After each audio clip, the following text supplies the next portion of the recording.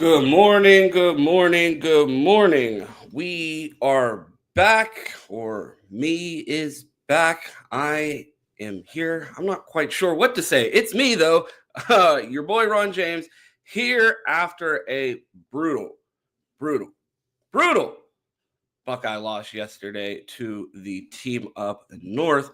The Buckeyes fall in the game 13-10.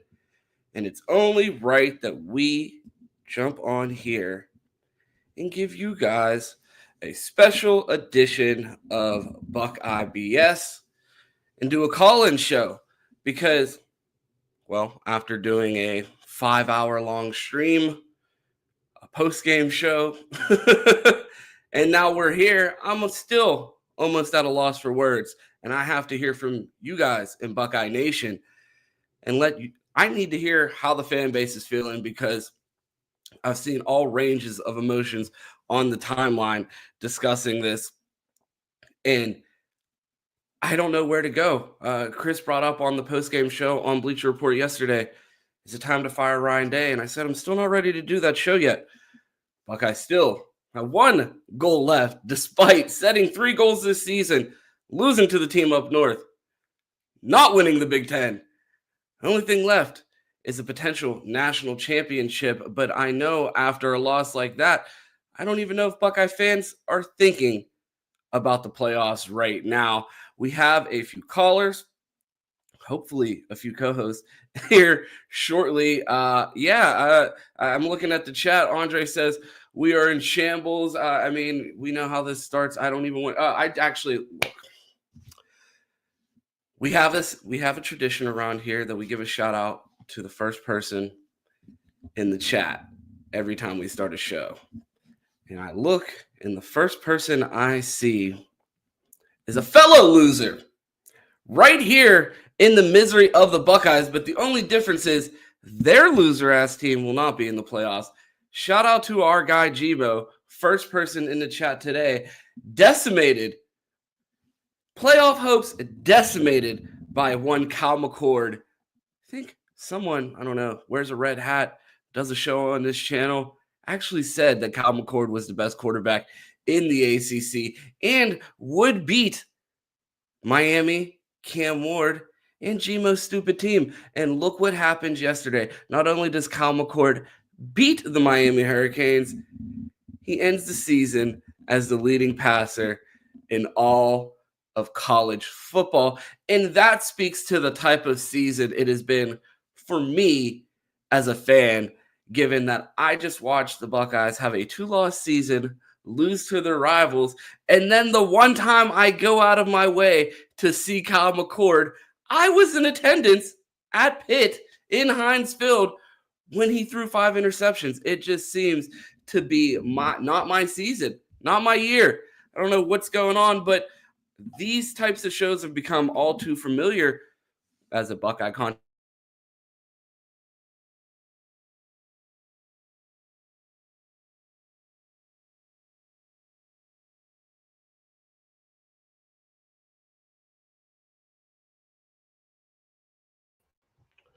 I'm back.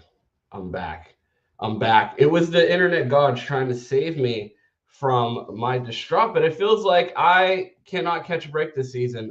The Buckeyes aren't winning. I go and see the leading passer in the NCAA wearing a Buckeye hat, and I look like a big goofy because he throws 5 interceptions. It's just like the sports gods are not letting me have win here. And then my internet goes out while I'm doing the solo show. But I'm here. I have our first super chat. Thanks to our guy, Buckeye Fan 05. Thanks for the 2. Do you take calls? I would like to offer my take. We absolutely do take calls. We have 2 people waiting in the listeners. I'm just waiting for one of my co-hosts to get here so we can get them here. But yes, we do have calls. If you would like to call into the show, this is a special call-in edition of Buckeye BS. We have a link in the description of this YouTube video. We also have a link pinned to the top of the Best Damn Media Twitter page. And then also in the community, we tweeted out the link to the show, and there's also a link to call in there. So there's multiple places to find that. So yeah, once we get someone up here, or once I get a co-host in here and we are able to set up the call in, we'll be ready to go here. But I'm willing to answer any questions in the chat while we are waiting. I mean, I guess I'll just start with, I mean, I don't know if you guys caught the post game yesterday. Chris Drew and I'm sure it'll probably air here later on the YouTube channel. If it doesn't, check it out in the Bleacher Report app. Chris Drew and I did an instant reaction, and for at first how many times we've done this. The theme of the conversation seems to be, I said on the stream, we should have titled it Deja Vu, because it felt like we watched so many mistakes from the Ryan Day regime that we've been talking about for years and years and years. We talk about missed field goals. We see 2 missed field goals. We talk about costly turnovers in big games. I mean, Will Howard's 2 interceptions in this game against Michigan, arguably more egregious than Kyle McCord's. And we ran him out of the fan base. Like, he's at Syracuse now, bawling out, dancing to trap music in the locker room. We're fighting in the locker room. Like, what is going on? Like, it's crazy. It is madness. I see, like, I start to talk about this, and then I just spiral and start rambling. I'm trying to take a look at the chat. I see Michigan fans laughing, as they should, because at this point, what do you have to say? 3-time Big Ten champions, national champs, could end up getting our coach fired. 4 straight losses. They should be laughing. And Buckeye fans should be embarrassed. Ohio State should be embarrassed. The players should be embarrassed. Like, this is, I mean, it's not just Michigan fans laughing at us. College football won yesterday. They love that. And as hateable as Michigan is, people love seeing us lose. And Ryan Day seems to love to give them that satisfaction at the end of the year every year. And when you look at the box score yesterday, we went through and graded the offense, the defense, coordinators. I mean, I don't know where do you even start with the most criticism. I saw people saying there's no way you can criticize Jaden Fielding without talking about Chip Kelly first. I think it's a valid argument. The play calling yesterday was atrocious. There's no other way to put it. 0 targets for Jeremiah Smith in the second half should be a criminal offense, punishable by life in prison. Like, I don't understand. Like, Chip Kelly should have left that stadium in handcuffs for malpractice in the way he called that game, and the fact that Jeremiah Smith doesn't see a touch. I mean, you watch any post game, you listen, you read anything on the timeline, everyone was watching the game. Anytime the ball went to Jeremiah Smith, there was a Michigan defender draped all over him and a flag. I mean, it was raining yellow anytime the ball was thrown in Jeremiah Smith's direction. And then not a single target in the second half. I saw breakdowns say that there was 1 target that might have been a shot play intended for Jeremiah, but we end up rolling a snap back to him, back to Will Howard, because we're having snap issues. I mean, you talk about all of Buckeye fans' fears coming into the season with Seth McLaughlin and his snap issues, and come to find out, it's like a homegrown problem. Like, we have it's not even a transfer. It's our former starter from last year comes into the game and has a worse game in year 2 against a team up north than he did as a first-time starter last year. Sorry if I'm just rambling. I just, like, there's so many different places that this game takes me, and it's kind of hard to stay on track here. I guess we'll go to our first call and roll the dice here. Mr. Jones, are you here? Yes, sir. I'm here, Ron. What's good, man? What's good? What's good? I was like, I recognize this name. This is someone that I can trust, even if I don't have the call in set up, ready to go. How you Yeah, feeling? so it's I'm feeling good, man. So this is Jamar from Twitter. What's up? What's up? What's good, bro? So where do I even start? So let me tell you about yesterday, bro. So I'm watching the game, and I have like a weird feeling. I'm like when we got to the fourth quarter, no matter what was happening, I'm like, we're about to lose this game. and my homeboy was sitting next to me, like he's like from Ohio, but we live in Texas though. So I'm watching the game, and I'm like, what the fuck are we doing? Like it was a travesty all game. Like, and so I'm just like, bro, like what, like did this really just happen? Like that shit was crazy. But you gotta fire Ryan Day. I saw something Chris commented on that Chip Kelly, he's been looking for another job the past 3 or 4 weeks or some shit. Like Ryan Day has to go. Chip Kelly got to go. I don't want to, get personal with Ryan Day. He's got a family, got kids, but he cannot. He's not the guy to lead this fucking team. And I've tried defended him, like we be in tweets, like we be in the Twitter spaces, trying to defend Ryan Day and who else you gonna get. But now we're here. Like he has to go. He has to go. Yeah, I'm starting to get there. Yesterday, I was hesitant to go there with Chris during the post-game show because I just wasn't sure how ready I was to give up on the season. I mean, the Buckeyes did set 3 goals before they came in here, and they said that before they came in and said that they wanted to win a national championship, beat the team up north, and win the Big Ten championship. And they still have one of those goals to go. And I don't know if you're ready to call it quits on the season. It looks like with the way yesterday's schedule panned out and the losses that we saw around college football, that the Buckeyes are going to be potentially still playing a home game in Columbus. So who knows if it's ready to call it quits on the season now.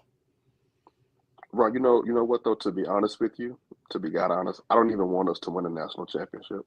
Like like number one, we did not beat, like their goal was to beat Michigan, number one, win the Big Ten championship, and then win a national championship. So two of the two of the 3 goals that you set at the beginning of the year, again, like for the past 4 years, you're not gonna be able to see that shit.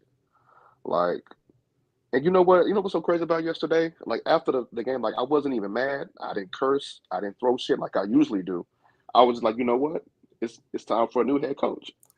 Yeah. Absolutely, and that's it's time for a new head coach. That's where I'm at. I'm at the point of past being mad because you can't be mad anymore. You know what I mean? We've been doing the same thing we've been doing the same thing over and over again for 4 years, and thinking that we're going to get different results. And it's definition of insanity. I appreciate that. Yeah, I was just going to say that shit, bro. It's the definition of insanity. Who we would get, I'm not sure. It doesn't even matter at this point. But Ryan Day is not the guy to lead this fucking team anymore, and that's okay if they want to. Like, well, all the recruits can go. Man, let the fucking recruits go. Get some Ohio kids in here who know what it means to really play against Michigan and win that fucking game. Shout out to Jack Sawyer. Jack Sawyer and the defense seemed like they were the only people who fucking cared yesterday.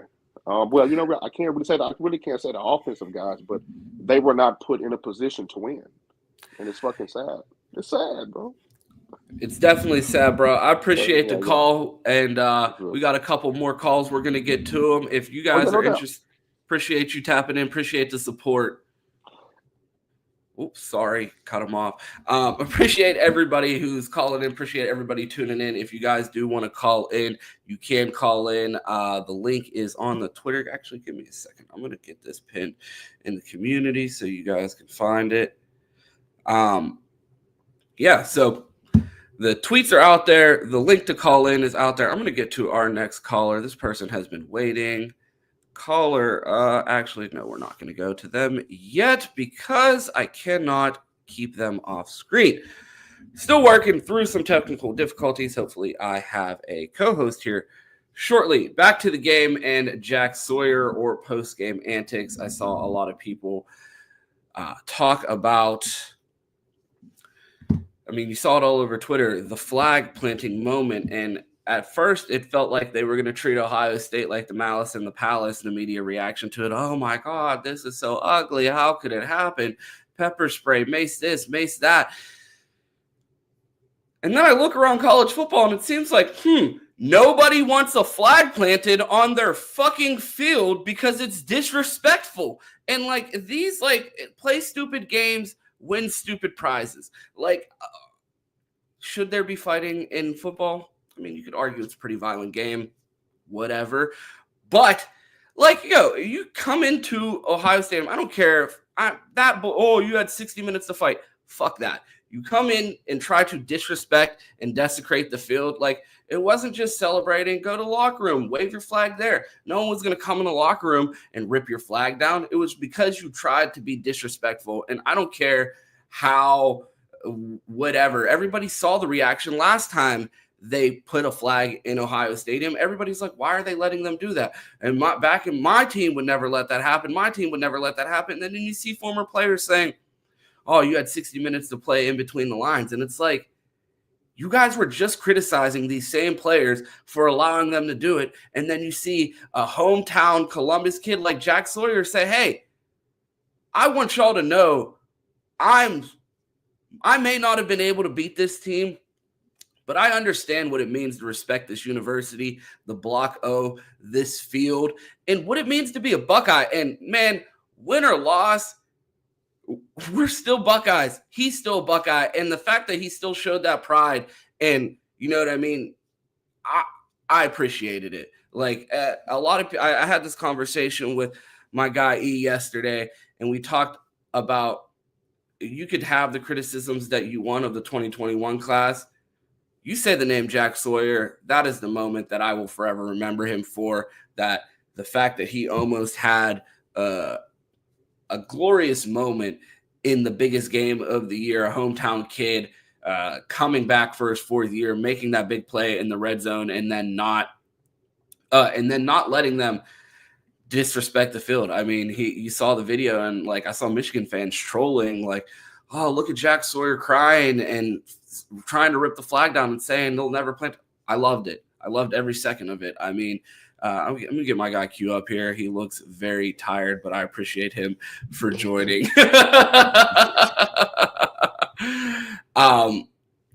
to the point with the Jack Sawyer thing, like everybody's like, oh, that's so this, so that.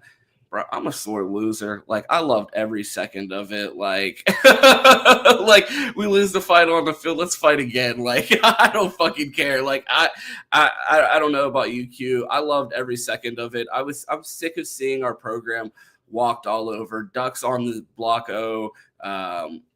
Baker Mayfield planting a flag. You see Michigan plant the flag last year. They try to do it again. Look. Everybody's like, oh, yeah, beat them. That's cool. We did. But we don't get a chance to beat them again for 364 days. So if you take issue with them trying to disrespect the field, bro, I appreciate the fight, because if they would have went out, like if they would have just let them do that again and just walked off the field, it would have meant that they didn't care. And like to see that, like, they understand. Like, it's so funny to say they understand how the fans feel. They're the ones going to workouts every day.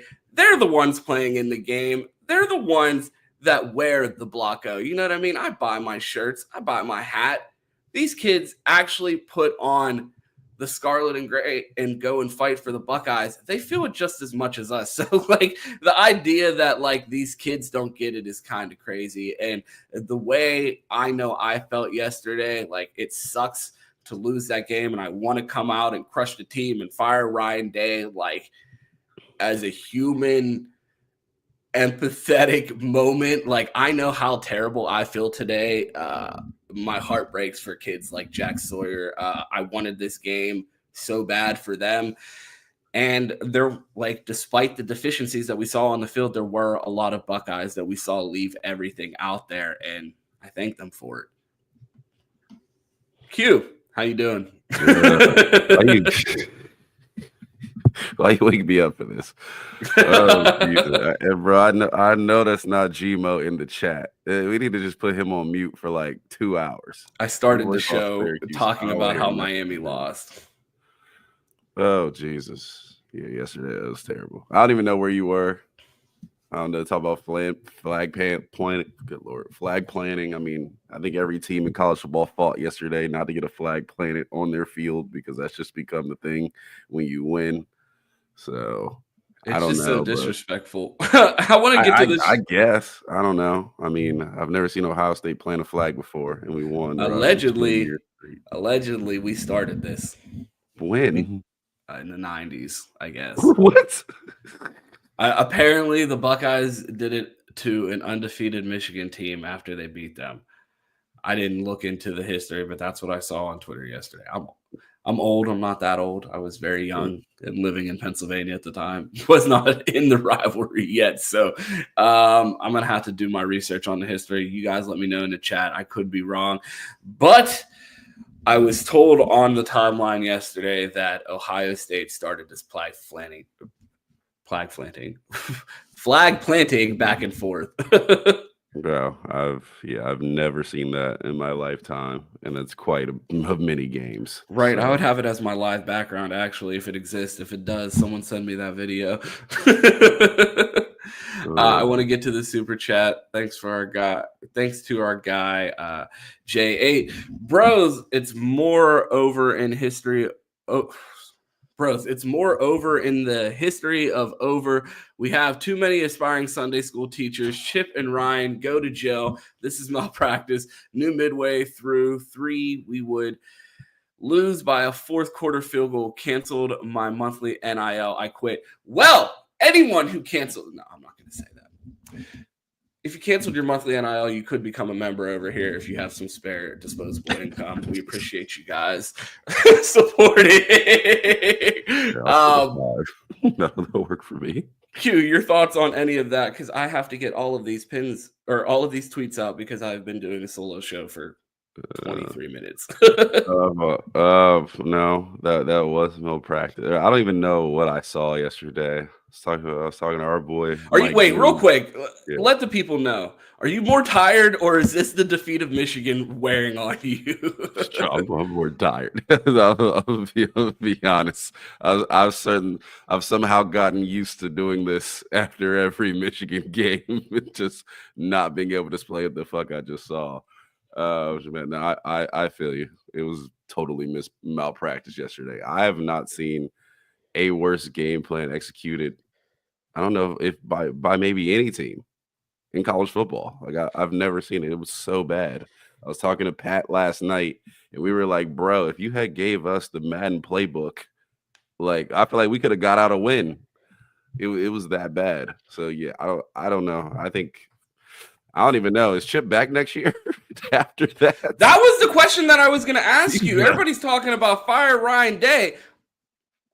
If he's back, the other guy cannot. Like, bro, we can't have 2 Ryan Days in the building. And we've talked about that on our show, the Buckeye Roast, Monday through Friday at 8 a.m. right here on this platform.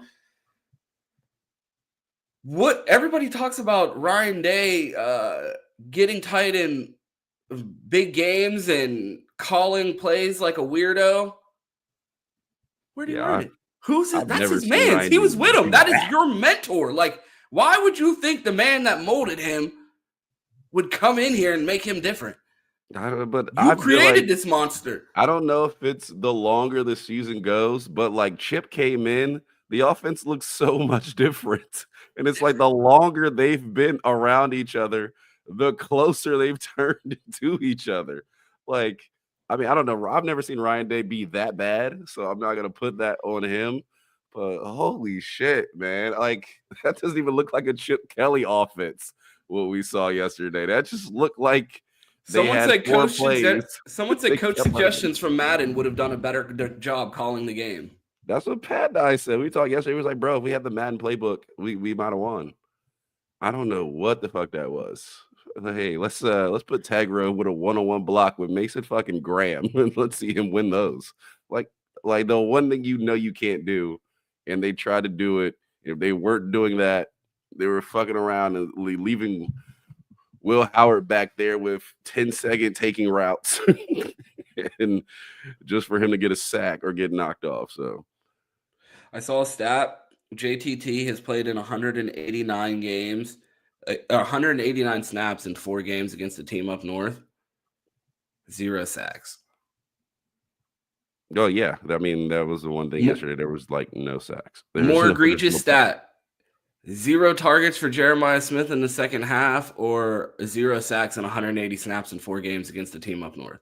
Well, shit, by game 2, I mean, I think he realized the pass rush was never going to be there without blitzing. So I would say the targets for Jeremiah Smith. I mean, the fact that there was no pressure yesterday is no surprise to me because we've been saying that all season.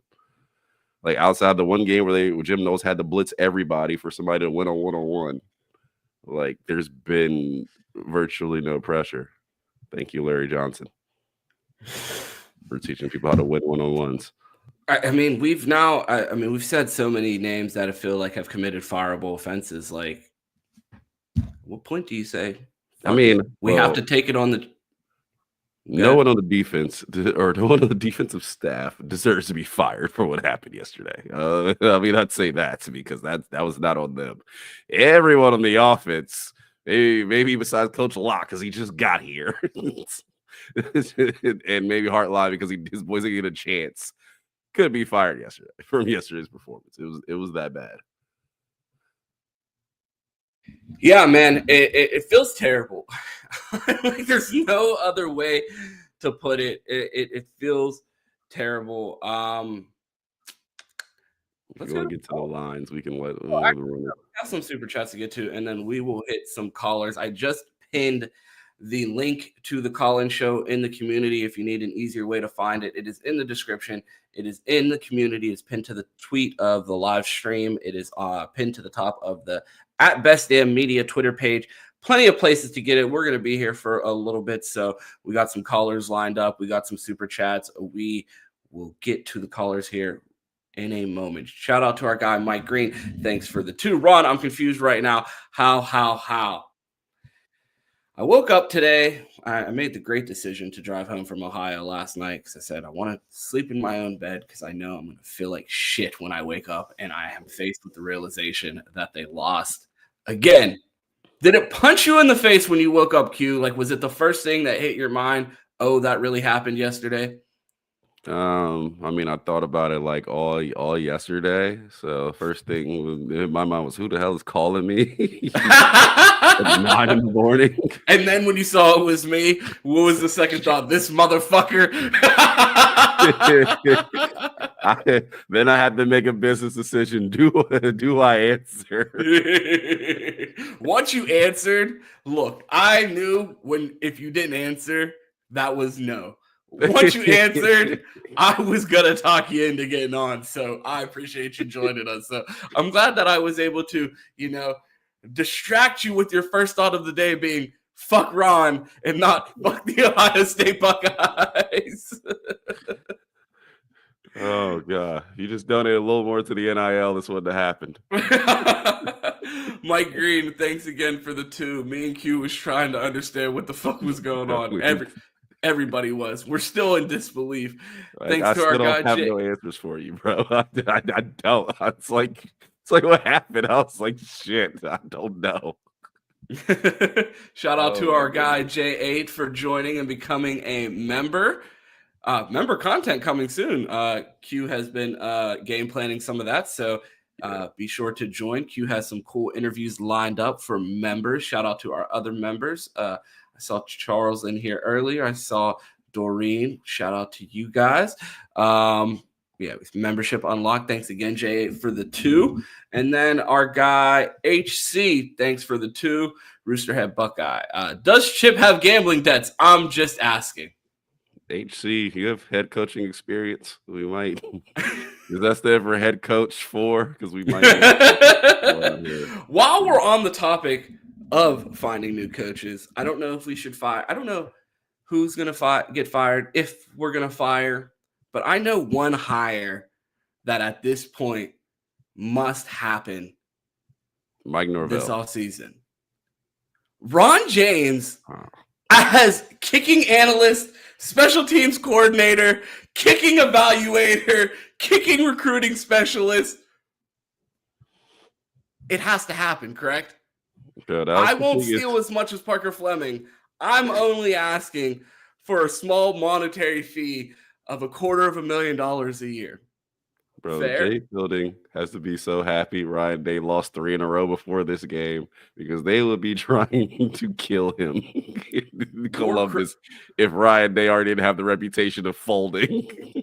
I mean, for there's so missing many 2 people that have 15-yard been kicks. able to dive in front of that shield. It's crazy to think about. It feels like war crimes have been committed by special teams in Columbus. I mean, did any of those field goals hurt you, or do you expect every time the Buckeyes trot out the field goal unit that they're going to miss? Bro, not to miss a 15-yard kick or a 25. What was it, 25? I believe they were 35 and 18. Shout out for me saying the wrong stats on the Bleacher Report post game. So for anyone that thinks there were 13 and 15-yard field goals, I lied. I might have been able to hit one of those. Maybe. There is no maybe. We saw a guy on game day make one longer than that this week. Yeah, I was like, wasn't there a fan that knocked one in? Crushed one. Oh, Jesus. Speaking of, we're going to take a break from the Super Chats and get to our guy Mike in a second. This caller has been waiting for a while. Oh, my God. What is going on with the layouts? Here we go. Caller, you've been waiting. You were the first one here. What's your name? Where are you calling from? From mute, possibly. Yeah, they're muted. Can y'all hear me? We can hear you. Okay, yeah. My name is Av. I'm from Youngstown, Ohio.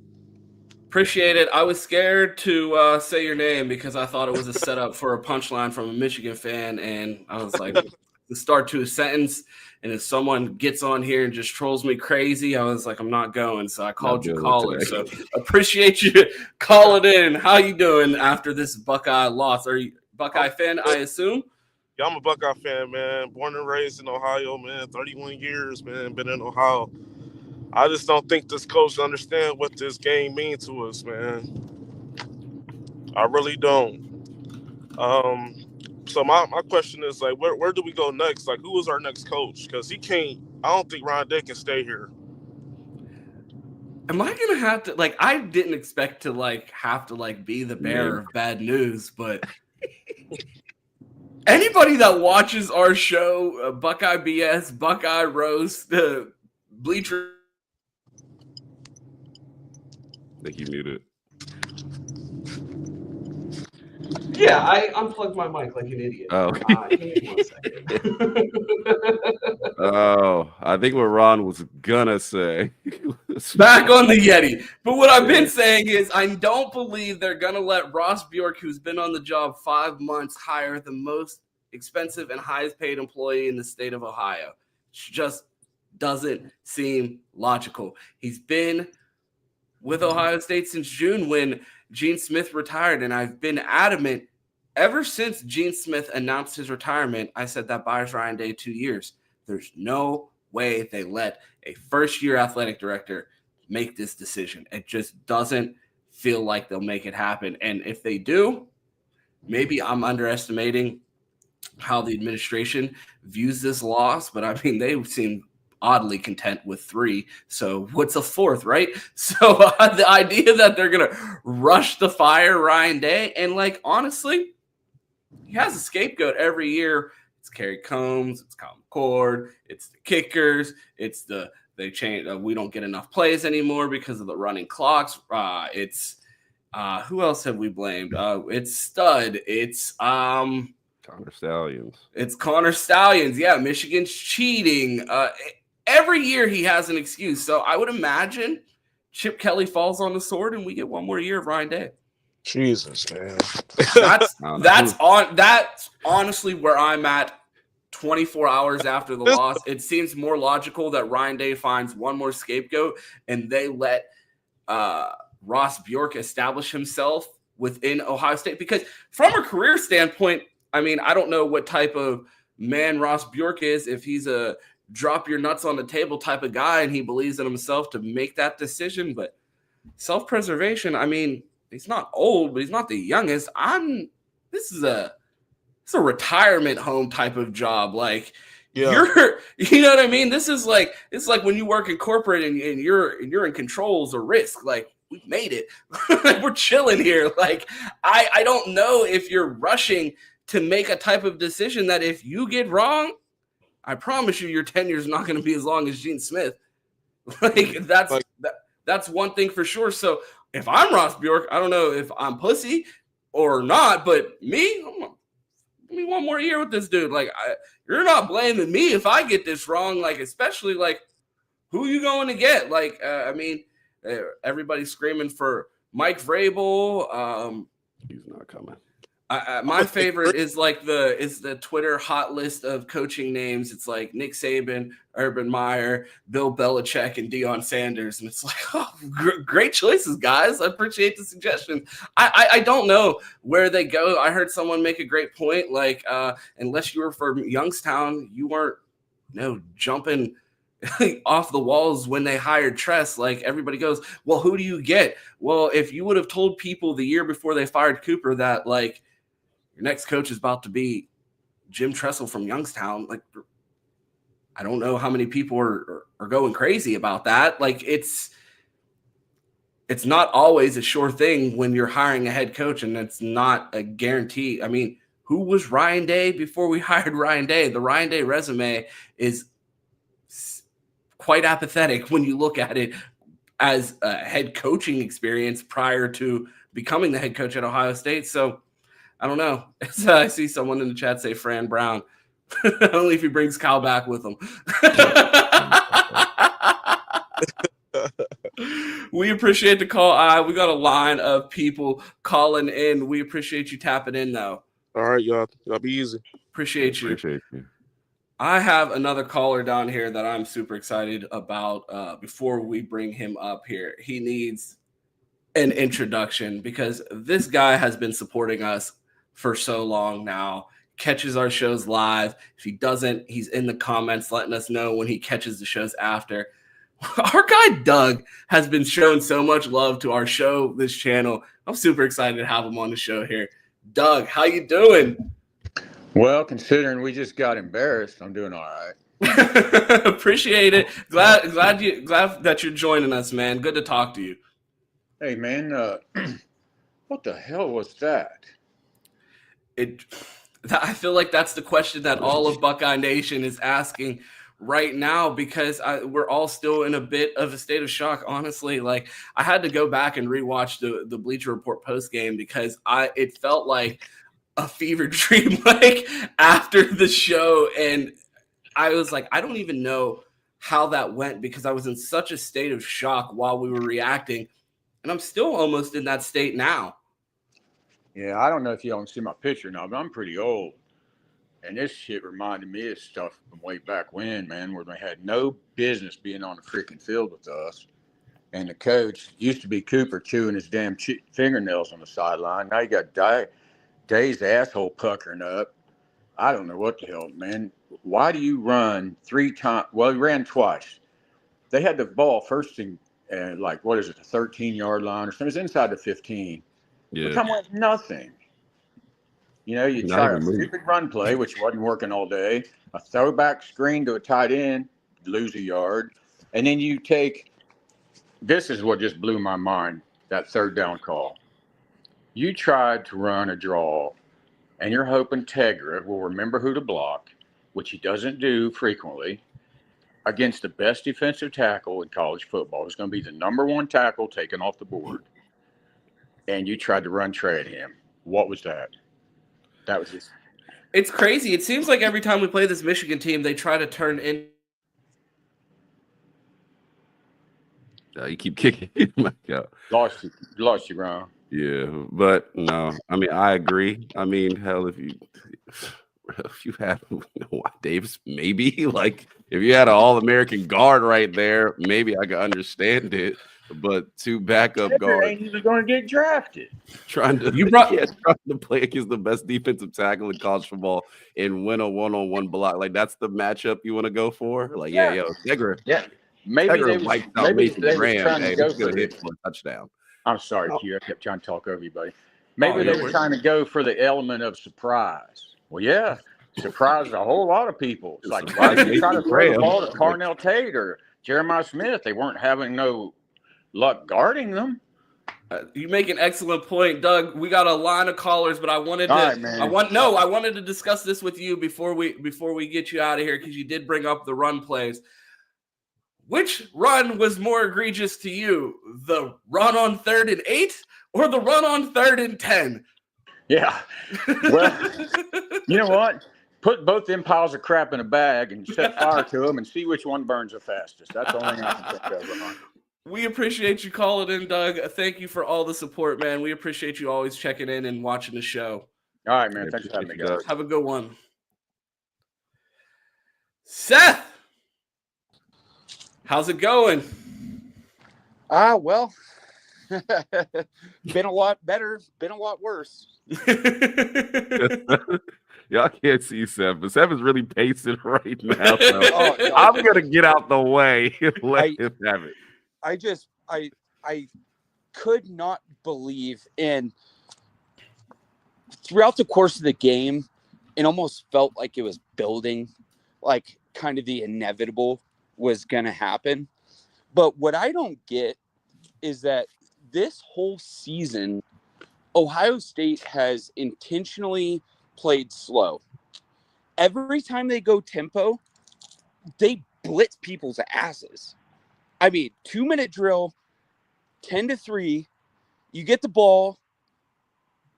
They absolutely just go down the field and shit on Michigan's defense. And then they refuse to do it for the rest of the game. In the entire course of the game, you have the offense, which is just, I mean, what are you doing? Why are you like continuing? They keep going. It just running the ball into the line for no reason. Will Johnson's out. They're moving safeties to corner. You have 3 number 1 overall recruits. You have Jeremiah Smith. You have Emeka Egbuka. You have Carnell Tate, and you have Brandon Innes. 3 of those 4 were number 1 receivers in their class. And you're going against a defense that is shuffling around, and for some reason, you just say, fuck it, we're not going to get them the ball? Yeah, Jeremiah Smith, 0 targets in the second half. Q, thoughts there? Shit, I don't know. and then I don't know if you guys have seen this, but yesterday, Andrew Lynn tweeted out something about, an Ohio State coach looking for a job for the past month. It was clearly talking about Day. Then Dave Dibble quoted it and said, this is bad if it's true. And Chris Drew confirmed it. He said he had heard the same things. At this point, I've been the biggest Day defender. The day after the Oregon loss, I don't know if you guys remember it, but I got on here and I stumped and I said, this team played hard. Like that was an acceptable loss. But at this point, I mean, the lights are too bright, buddy. And I don't know where to go because at the same time, we've seen this. Ohio State has not missed on head coaching hires for generations, basically, at this point. Like, after Cooper, it's just been banger after banger. Like, we are a top 5 team every single season. But look around. I don't know where we go, but at this point, I think the nail's in the coffin. I don't think they can stay here. I just don't think so. Yeah, Q, I mean, I've asked the question on our show a million times. If we can't even make the national championship with Justin Fields, Chase Young, and J.K. Dobbins running for 2,000 yards, bro, I don't know what type of Bambino type curse is on my program, but like telling me we didn't win a national championship with Will Howard as our quarterback and JTT and Jack Sawyer and the defense that we have in comparison to 2019, we've compared those defenses before. Even if they are comparable, as far as statistically in the performance. I mean, again, the defense wasn't the problem, but we had J.K. Dobbins and Justin Fields, Garrett Wilson, Chris Olave. It didn't even make the fucking natty. So, like, you're telling me a freshman Jeremiah Smith couldn't make a national championship with Will Howard? I'm not shocked. I've seen worse. Like, I've seen more egregious, non-natty teams. I mean, I feel like that was pure robbery. The fact we didn't get the chance to play in the natty that year. So that may be on a different line, but I mean, it's always an excuse, bro. You know what I mean? It's the refs. It's Kerry Combs. It's never the guy that's the common denominator with all of these losses at this point. Kerry Combs is gone. Stud is gone. Connor Stallions is gone. How many guys has he gotten rid of? He's gotten rid of the safeties coach. He's gotten rid of. He's got a linebackers coach. He got rid of the special teams coordinator. He had a special teams coordinator. At what point does Ryan Day have to look in the mirror and say, I'm the common denominator? I mean, at this point, and I'll say this, like, usually it would be okay if Ryan Day was in control of what's going well. But with the quarterback play and the coordination of the offense, the reason Ryan Day is here and is the head coach, being the common denominator in the last 4 losses, pretty much with the defense at first, but the last 3 losses with the offense completely not performing. And like Jim Knowles has got to be here, like, the fuck, dude. I'm giving up 13 points. You're giving the ball on the 5. It's literally 2 years in a row. Like, it's literally the meme of shit, I'm forgetting his name right now, but the guy that's shooting someone on the couch, and then the next picture is looking around like, who did this? Like, the whole game plan, you saw that the pass worked, and you refused to do it. I don't know if you guys saw this clip or not, but the clip that came out at the end of the game where Jack Sawyer's absolutely losing his fucking mind because they're planting the flag, and Ryan Day is standing there like he's picking his kid up from school or something, like no expression, no nothing. And then the close-up shot of him leaving the field, I mean, the guy looks like he was a World War II veteran. Like, you see the shell shock in his eyes. Yeah, he's about to feel like it after another week going through that. Oh, yeah, I just don't know if Day's cut out for it. I've defended Day like everyone else. I mean, a lot of people have worse coaches around the country, but I mean, yeah, if you can't get over this hump, how do we have confidence in you to go win a natty? Where do we go? And at this point, a natty feels almost empty. Absolutely, because then Michigan fans are just going to skid on us for another year. And Michigan fans are going to say, well, at least we beat y'all when we won our natty. We appreciate the call, Seth. Thanks, guys. Thanks for calling in. He brought up teams that have worse coaches in the country. It's a perfect setup, Q. I know one team with a worse coach than Ryan Day. Can you guess what team that is, Q? They have to have a certain fan that's been in the chat today trying to dodge bullets. No, they happen to have a fan that's sitting right next to me doing this show. Oh, no, shut up.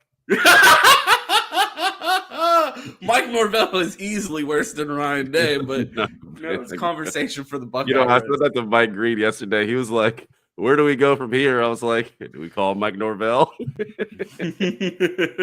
Speaking of our guy, Mike Green, that's the perfect next guest. Mike, how you doing?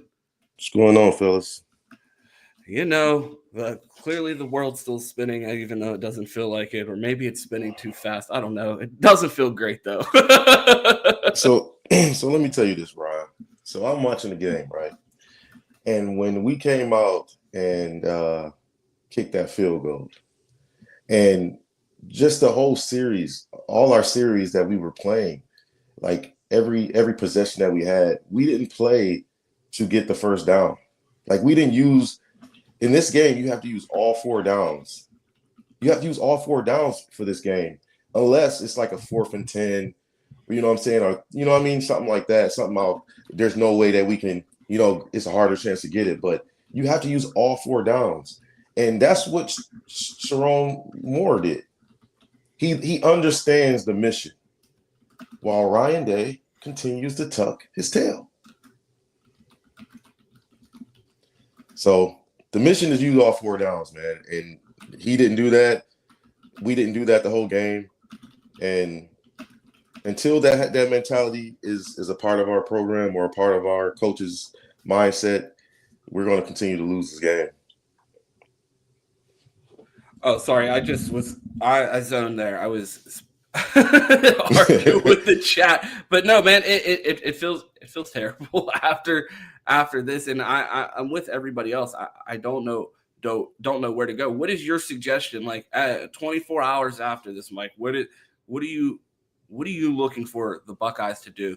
Because clearly people want something to change. What is it that people want to change?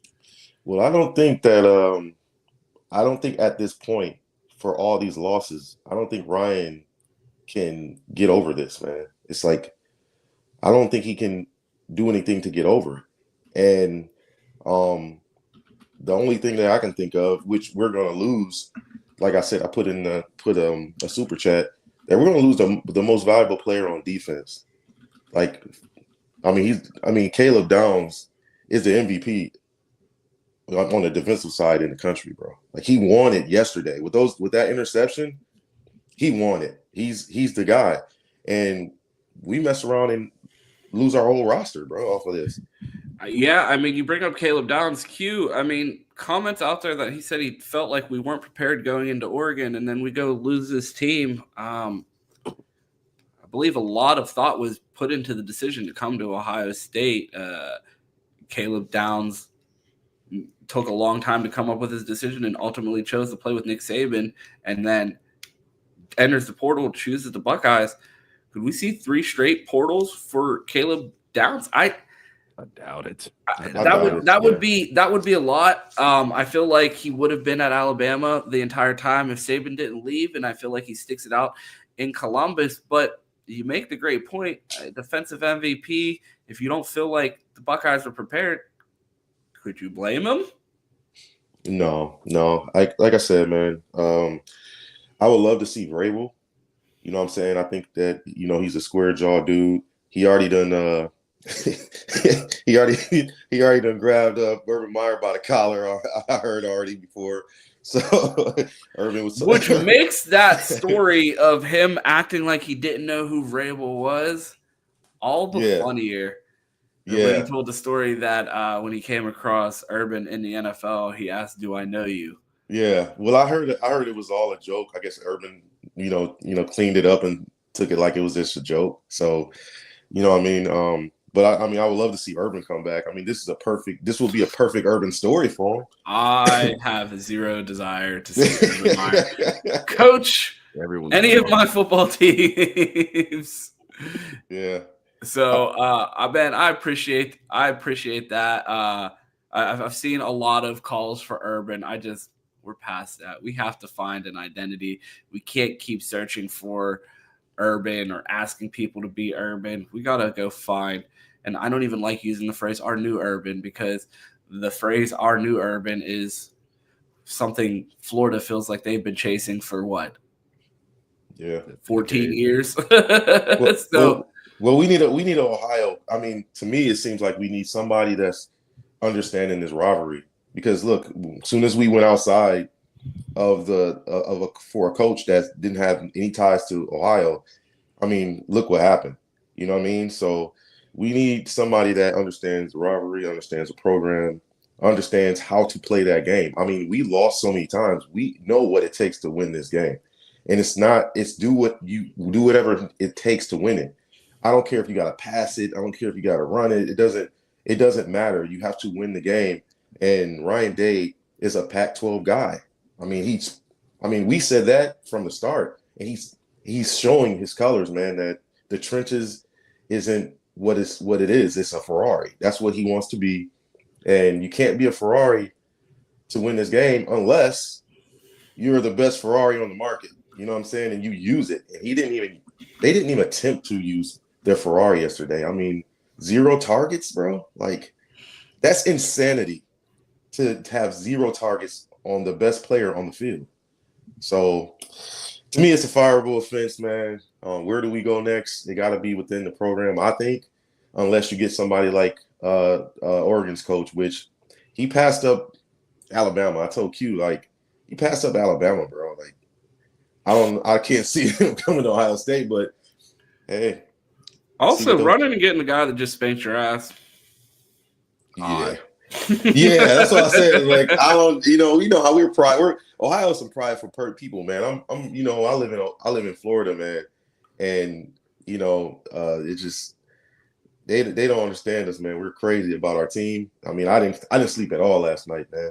I felt like I was waking up to a nightmare like 6 times every time I woke up. Like, is this really happening? Yeah, man. I told Q when I woke up this morning, it just hit me like a sack of bricks. It was like, oh, yep, that did happen.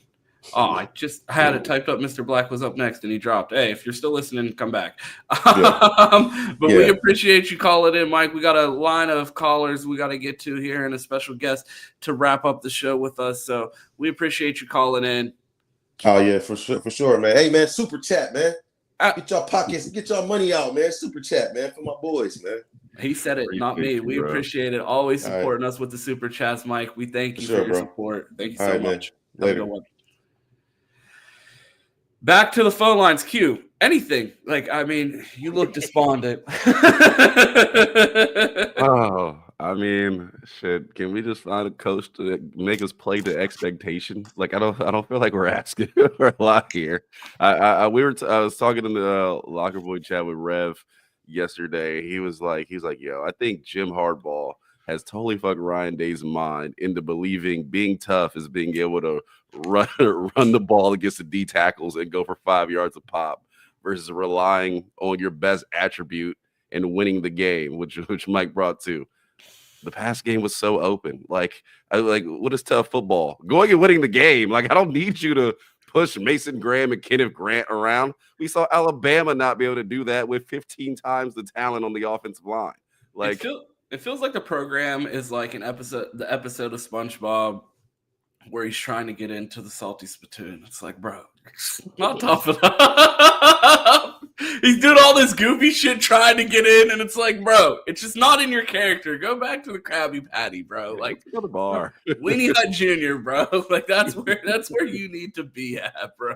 And that's what it feels like we're dealing with. I want to get back to the phone lines. I know our guy Cam has an epic rant, but Z has been waiting, so we are going to bring them up. Oh, nope, I'm sorry, Z. You're going to have to wait. Mr. Black's here. Mr. Black, how you doing? What's going on, man? What's going on? How y'all doing?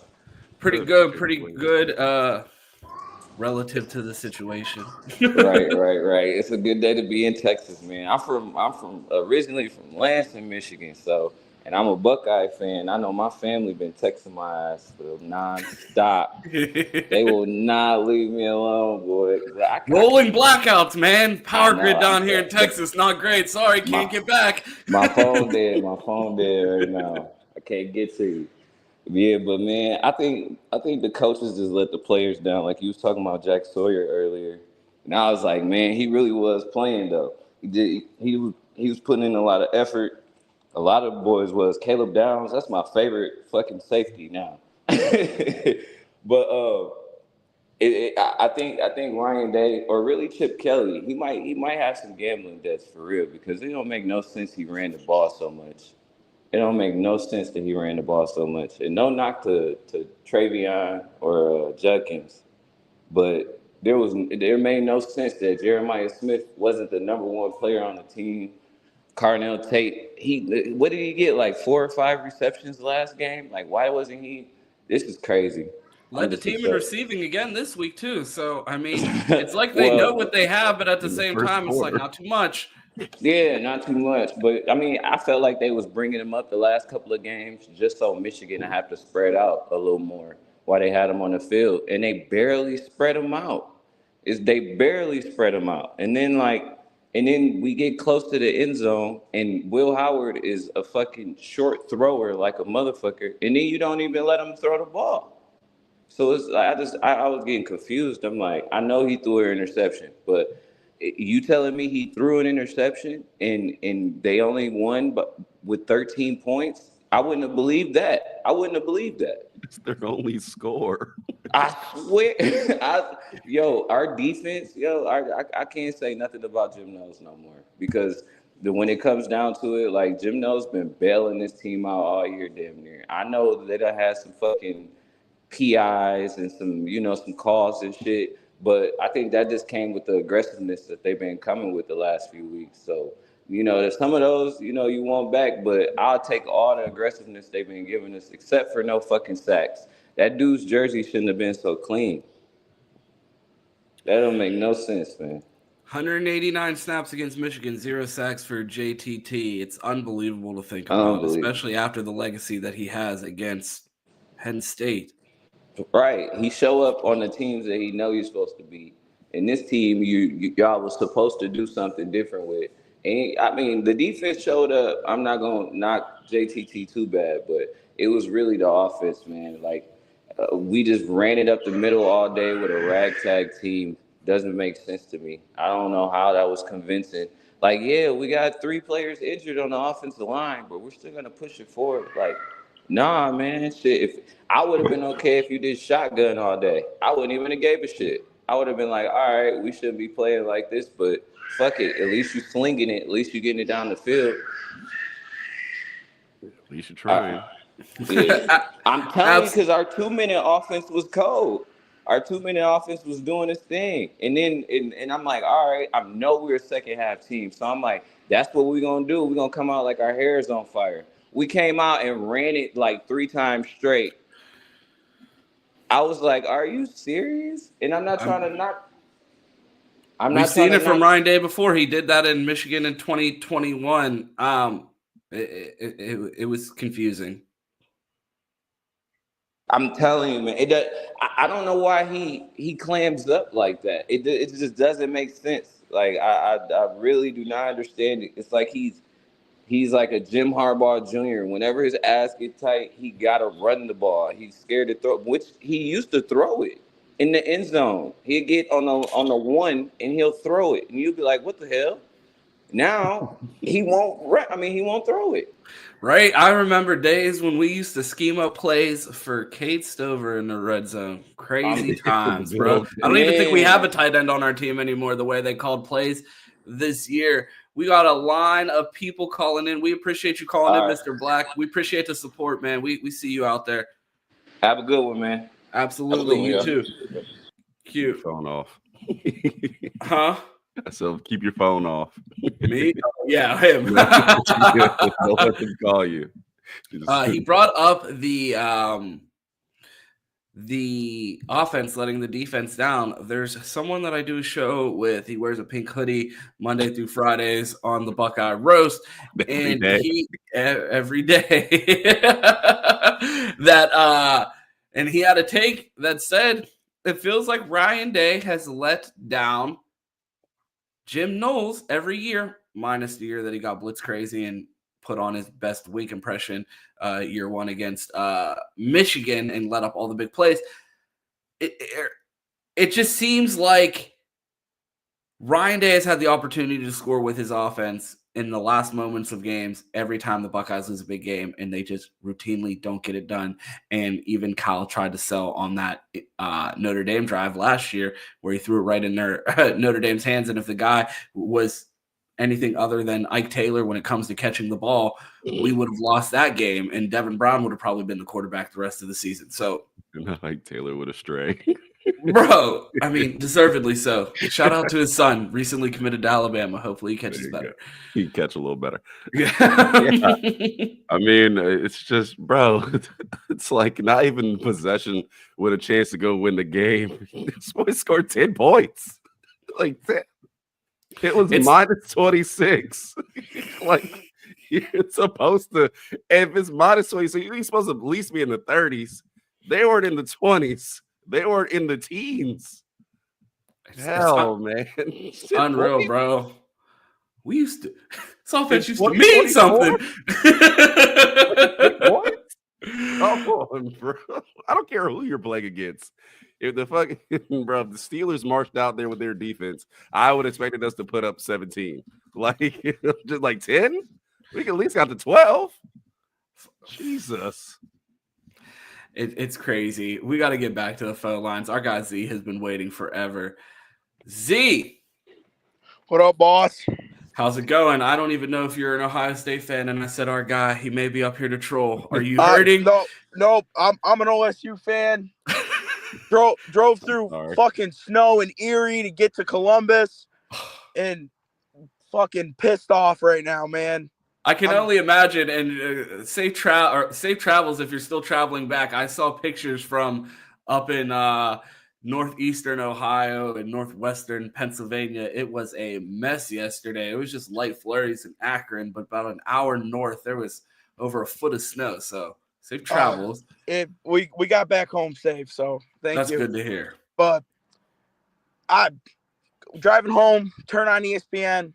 I watch a Syracuse team down by 21 with a talent gap to Miami come back and just keep fucking swinging and get it done. Go get me Fran Brown. Go get me a guy that wants to win. I mean, you look around and you have to ask the question, what the hell did Ryan Day do to Kyle McCord? Because, I mean, you did see the idiot sandwich moment where you saw Fran Brown with his hands on both sides of Kyle McCord's helmet like he was Gordon Ramsay. But other than that, I mean, I've seen Kyle McCord fake imitate shooting a gun in the locker room while dancing to trap music way too many times on my timeline. And then when he was at Ohio State, he's over here shaking his hips and doing TikTok dances and talking about let's not make mistakes. What is going on in that locker room that Ryan Day took a gunslinger from Philly, took him and turned him into a TikTok Jada McCain looking quarterback, and now he's dancing to trap music in the locker room with Fran Brown? How does it? What is going on in the locker room at Ohio State? They're taking on the role of their coach. Will Howard yesterday looked scared, just like Kyle did in the game. He looked nervous. He looked scared. And as soon as Chip's asshole puckered up and Ryan's asshole puckered up, Will Howard puckered up.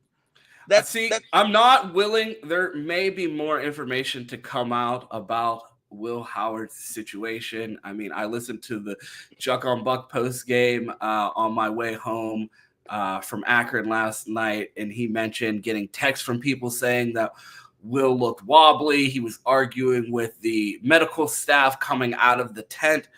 He was. I don't want. He ran down the sideline and tripped. I don't know if. I'm not blaming the turf on that. I don't think he was going to go back in.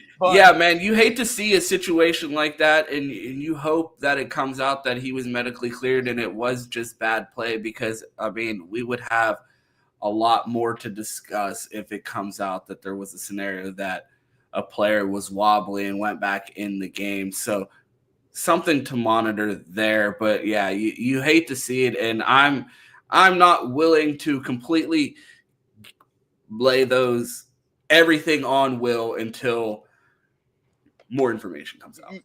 I don't blame Will for the loss.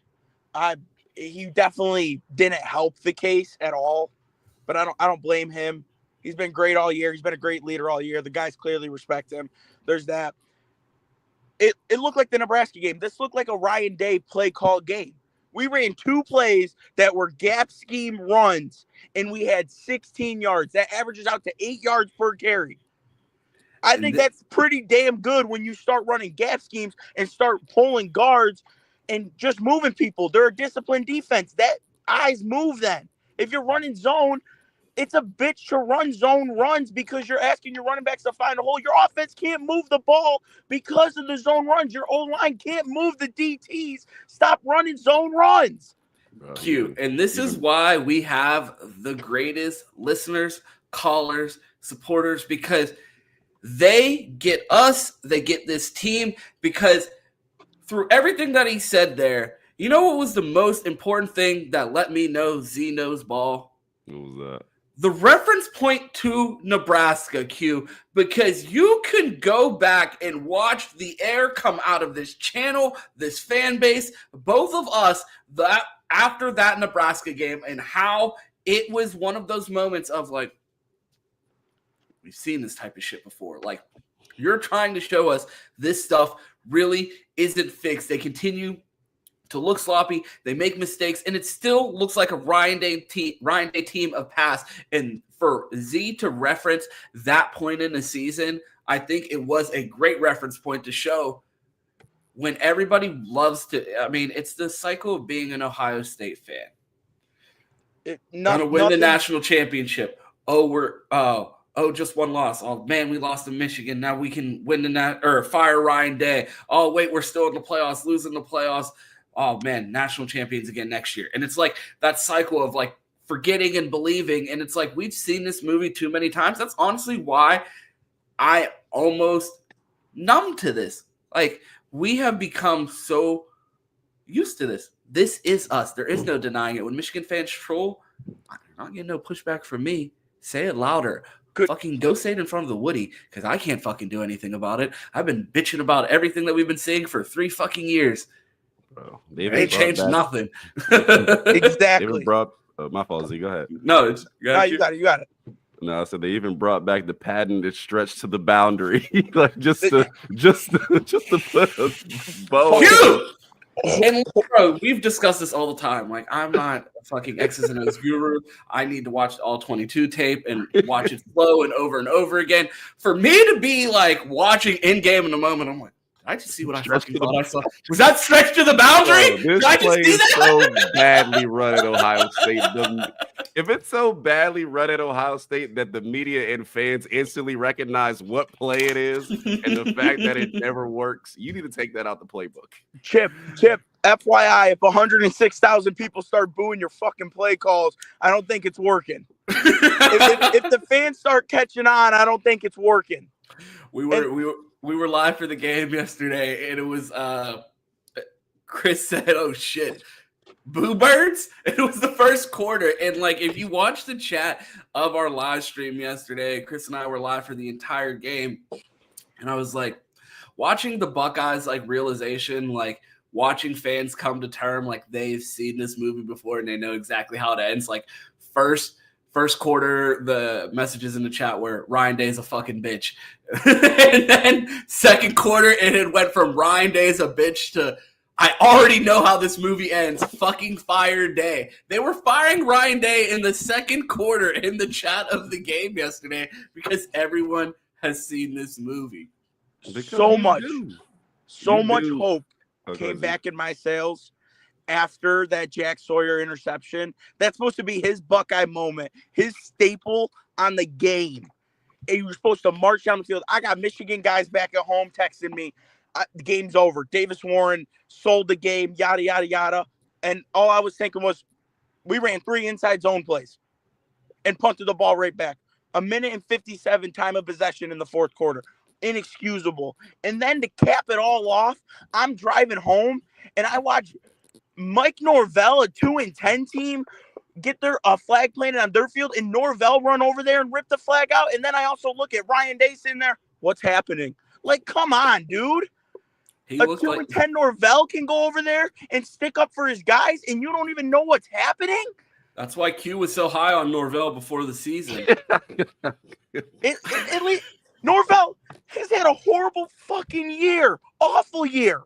And then that happens, and then I got to deal with Michigan fans talking about Texas planted our flag, and we didn't do anything. Like, that's not comparable at all. 1, ain't a rivalry. 2, that's like bragging about you didn't beat up the guy you walked in fucking your woman. Like, it doesn't make you look tough. It just makes you look like a bitch.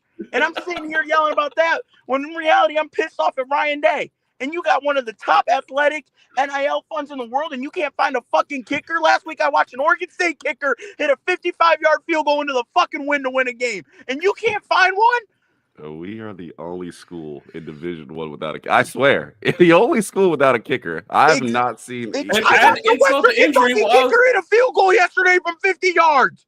Bro, I watched the kid at halftime hit a 30-yard field goal.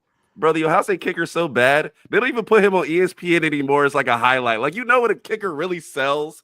They get their own cut up on the highlights of ESPN. Yup. They played the highlights. The kicker never showed up because they knew what the fuck it was. Like, oh yeah, Ohio State kicker probably missed like 3 field goals in the game. It's all good. We know that's gonna happen. Absolutely disgusting performance by Ryan Day, by everyone. I feel horrible for Jack. a guy that actually cared, and it was honestly just sickening. Like I was numb. Nothing unexcusable today. Horrible. Couldn't agree more, man. Z, we appreciate you bringing the heat on this call. I mean, the chat is loving it. We are absolutely going to be clipping that up because, I mean, you absolutely brought the fire, and that's exactly what we needed for this show, man. We appreciate the support. We appreciate the call, man. Hey, thank you, boys. Keep doing what you do.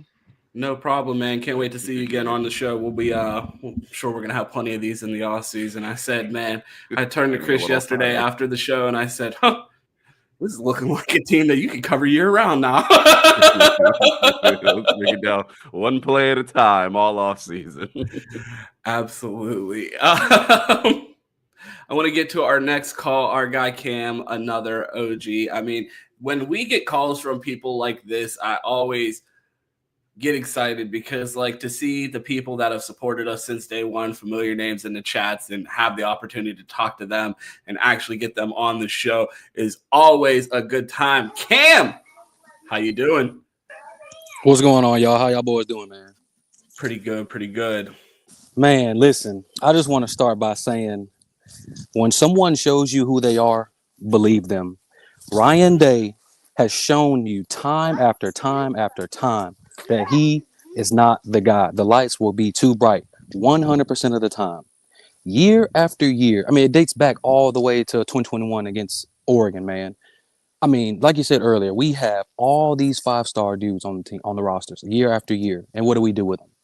If we can't get to the Natty with a Chase Young, a Justin Fields, J.K. Dobbins, Jeff Okuda, Pete Werner, we can't get to the Natty with dudes like that. We never will. You know, it's not the guys on the roster. It's the head coach. The team is a reflection of the head coach. You want to know why Kyle McCord is the way he is now? It's because Ryan Day didn't allow that shit back at Ohio State. Ryan Day didn't allow. Do they even listen to rap music in fucking locker rooms anymore? I mean, look, we talk about this all the time. There's a certain type of player that I think scares Ryan Day, and I feel like it's missing from our roster. Absolutely. A guy, he may not come from a 2-parent background. You never know. Ryan Day don't even like them type of guys. For all we know. I mean, the guy, he's just the epitome of soft. I mean, Jim Harbaugh has definitely broken this man into thinking you have to run the ball to win the game. I mean, we got 5-star wide receivers on the field, I mean, all game long, all season long. Jeremiah Smith with 0 targets in the... Oh, go ahead. You were cooking. Did we lose him? Yeah, we'll hold on a second. But, bro, I have to say, while Cam gets back, like, we've given Ryan Day the credit of not having one of those like Purdue losses or Iowa losses. And we say, well, he performs in the games he should win. And it's only in the big games where he kind of falls apart or he just does enough or he gets inked out and it doesn't win these. These niggas had the same against Purdue. This is a Purdue/Iowa level loss. Like, we finally just saw it. Fuck the rivalry game, bro. The fact that you went out to a 6-5 team. 6-5 team. Yeah, a 6-5 team that has no business on the field with you at all. You're out talented. Even being 6-5, what, 3 or 4 of their best players don't even play. Like, there is no one of significant talent on the other team. You're dealing with a walk-on quarterback, and they outperform you pretty much in all aspects, even the wide receiver room. Washington lost everything. Washington beat this team this year. Illinois beat that team this year. I mean, come on. Oh, what's going on, bro? I mean, like, I don't know if y'all heard me before, but I don't know if you guys are NFL fans. But Stephon Diggs was an all-pro with the Buffalo Bills the year before he requested a trade to the Texans. You want to know why he requested a trade? Buffalo Bills got beat at home 21-10 by the Bengals, and Stephon Diggs had 4 targets in that game. 4 targets. They put up 10 points. Jeremiah Smith was targeted 0 times in the second half. We have the best, probably arguably maybe Ashton Genty or Travis Hunter, but we have one of the best offensive players in the country, and we have the best defensive player in the country on our roster. And you're telling me that we still can't get it done with this guy? I mean, how can you defend that? How do you defend that? Indefensible, man. I almost at a loss of words. Q? I mean, they weren't even close. Like it's a thing of like, damn, like oh, they grinded out. Like we weren't even close to winning that game. We had 10 more possessions. I still don't know if we would have scored. like they would have found a way to give Michigan better field position. It'd probably And been this, another pick on the 10-yard line. Like I didn't see any. It's one of like I watch soccer a lot, and it was like if they played for 120 minutes, they wouldn't have scored. Like we played a fifth quarter. I don't know if we would have scored. Oh in my the second God. half, Michigan went 6 straight possessions without getting a first down. 6 straight. And we didn't move the ball at all. Everybody talks about second half punts with Jim Knowles, man. If I'm Jim Knowles, I almost said something crazy. Look, we appreciate the call, Cam, man. We got a few more calls here. We got a couple more guests that are coming up. We're at the 1:30 mark. I mean, I've been on camera for 6 hours yesterday, and we're back here for another 90 minutes. Anyone that ever says we're hiding, just know they're very unserious. I need to hide. We appreciate the call, Cam. Yes, sir, man. Thank you. Appreciate you.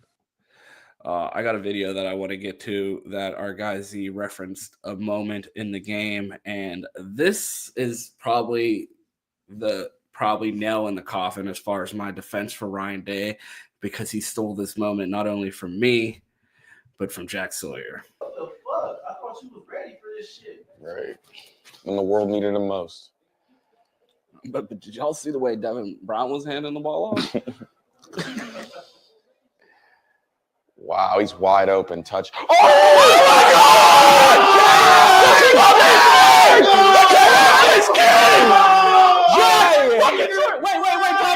God! Time out. Someone just said that nigga was ass. You gotta sit down. Sit down. No celebration. No celebration for you.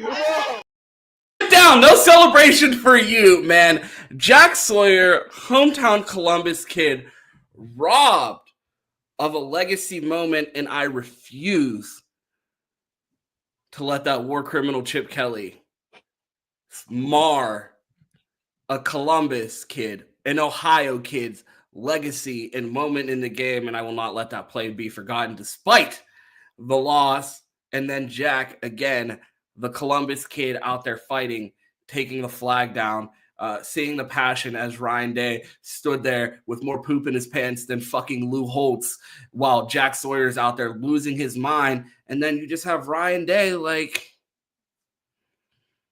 I don't even know, bro. I'm just like on the verge of getting so disrespectful, just because like when I watched that play, like to know what Jack gave this program and to know that he did the right thing and those coaches shit on him, and you have two goofies from New Hampshire that are millionaires and just go on about their fucking lives after they leave this rivalry, and Jack will have to live with this for the rest of his life.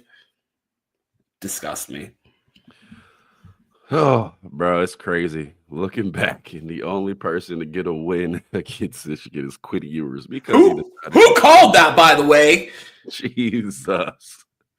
The only one, bro. And I've been a Quinn defender, a Quinn stan since the day that he left. I supported him. I made sure that when they played that game, I wanted Quinn to win, because, I mean, you could honestly say, do we lose to Michigan last year if Quinn's the quarterback? No, we Do probably we lose to Michigan. Do we lose to Michigan yesterday if Quinn's the quarterback? No. I don't know if Chip Kelly's calling plays, possibly. I mean, yeah, if he gets to call his own plays, no. There's no malpractice involved. Yeah, we probably do win. Bro, I need a Chip interview like Ace. Did Chip talk yesterday? Ron. I'm sorry. I'm looking at the super chat. What was that question? Did Chip talk yesterday, or is that an interview yet? No. Bro, they need to go to his house, bro. There's no like, I don't need Chip talking on like Tuesday, like Wednesday. Like, I need you to drive out on the front lawn, like missing persons interview. Right now, like he's the lead suspect in a murder investigation. Get him on his doorstep. I don't care how cold it is outside. And tell me what the fuck that was. Oh my Jesus, bro. Jesus. Got a super chat. Ron, you're my guy, but it's the white Buckeye sweatshirt. It has to go. The New Hampshire boys gotta go. Fun fact, Ron, I purchased that shirt after the first loss. So not my shirt. That's the problem. Almost said something crazy there. But yeah, and I don't know, man. I'm wearing black today for the fucking funeral. Oh, it's someone. I see another chat from our guy Rick. More poop in his pants. I mean, obviously, Lou Holtz is walking around with a diaper full of shit. He's 1,000. We had the team ready to play yesterday.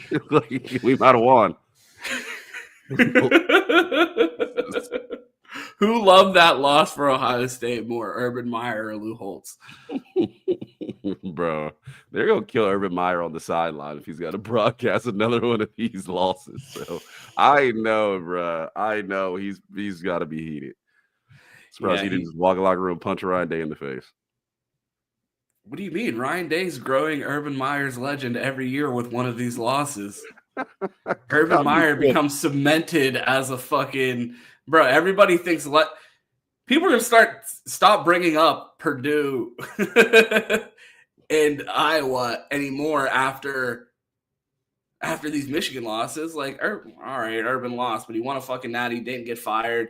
But you could also say Urban Meyer gave us Ryan Day. You put the whistle on his neck. That was your man's. You was with him. I don't know what happened to you. I don't know what kind of COVID Ryan Day caught, but it hasn't been the same since. Should have never said hang 100 on him, bro. Ever since he said hang 100 on him, he's never beat Michigan, and he's about to get fired. Crazy, pandemic, bro. We got to get back to the calls, man. Our guy Buckeye Fan 05 has been waiting forever. How you doing, man? Hello. All righty. Doesn't sound like they are ready to go. We're going to give them another minute here and check back. Buckeye Fan 05, are you there? Hello. I'm okay. Hello. Yep. You there? Yeah, gentlemen, how you doing? The same as you.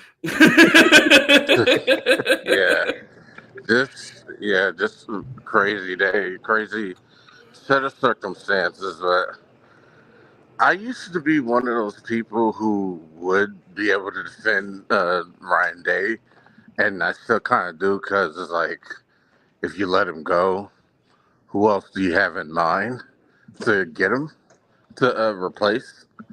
And you don't really have anybody, but if at some point within the next year, because like you said, I don't think he'll actually get let go this year since Ross Bjork just got here. I think if he loses next year, then yeah, definitely, because they're in their stadium. So, but I don't know. Can you guys still hear me? Yep, we're listening. Yeah. So I'm gonna make an analogy that I don't know if you guys will get, because it involves like a political figure. So basically, Ryan Day allowed Jim Harbaugh to pull the biggest trick in his career, and it's costed him. Not the cheating scandal, that was bad enough, but the whole idea of questioning his toughness. All right.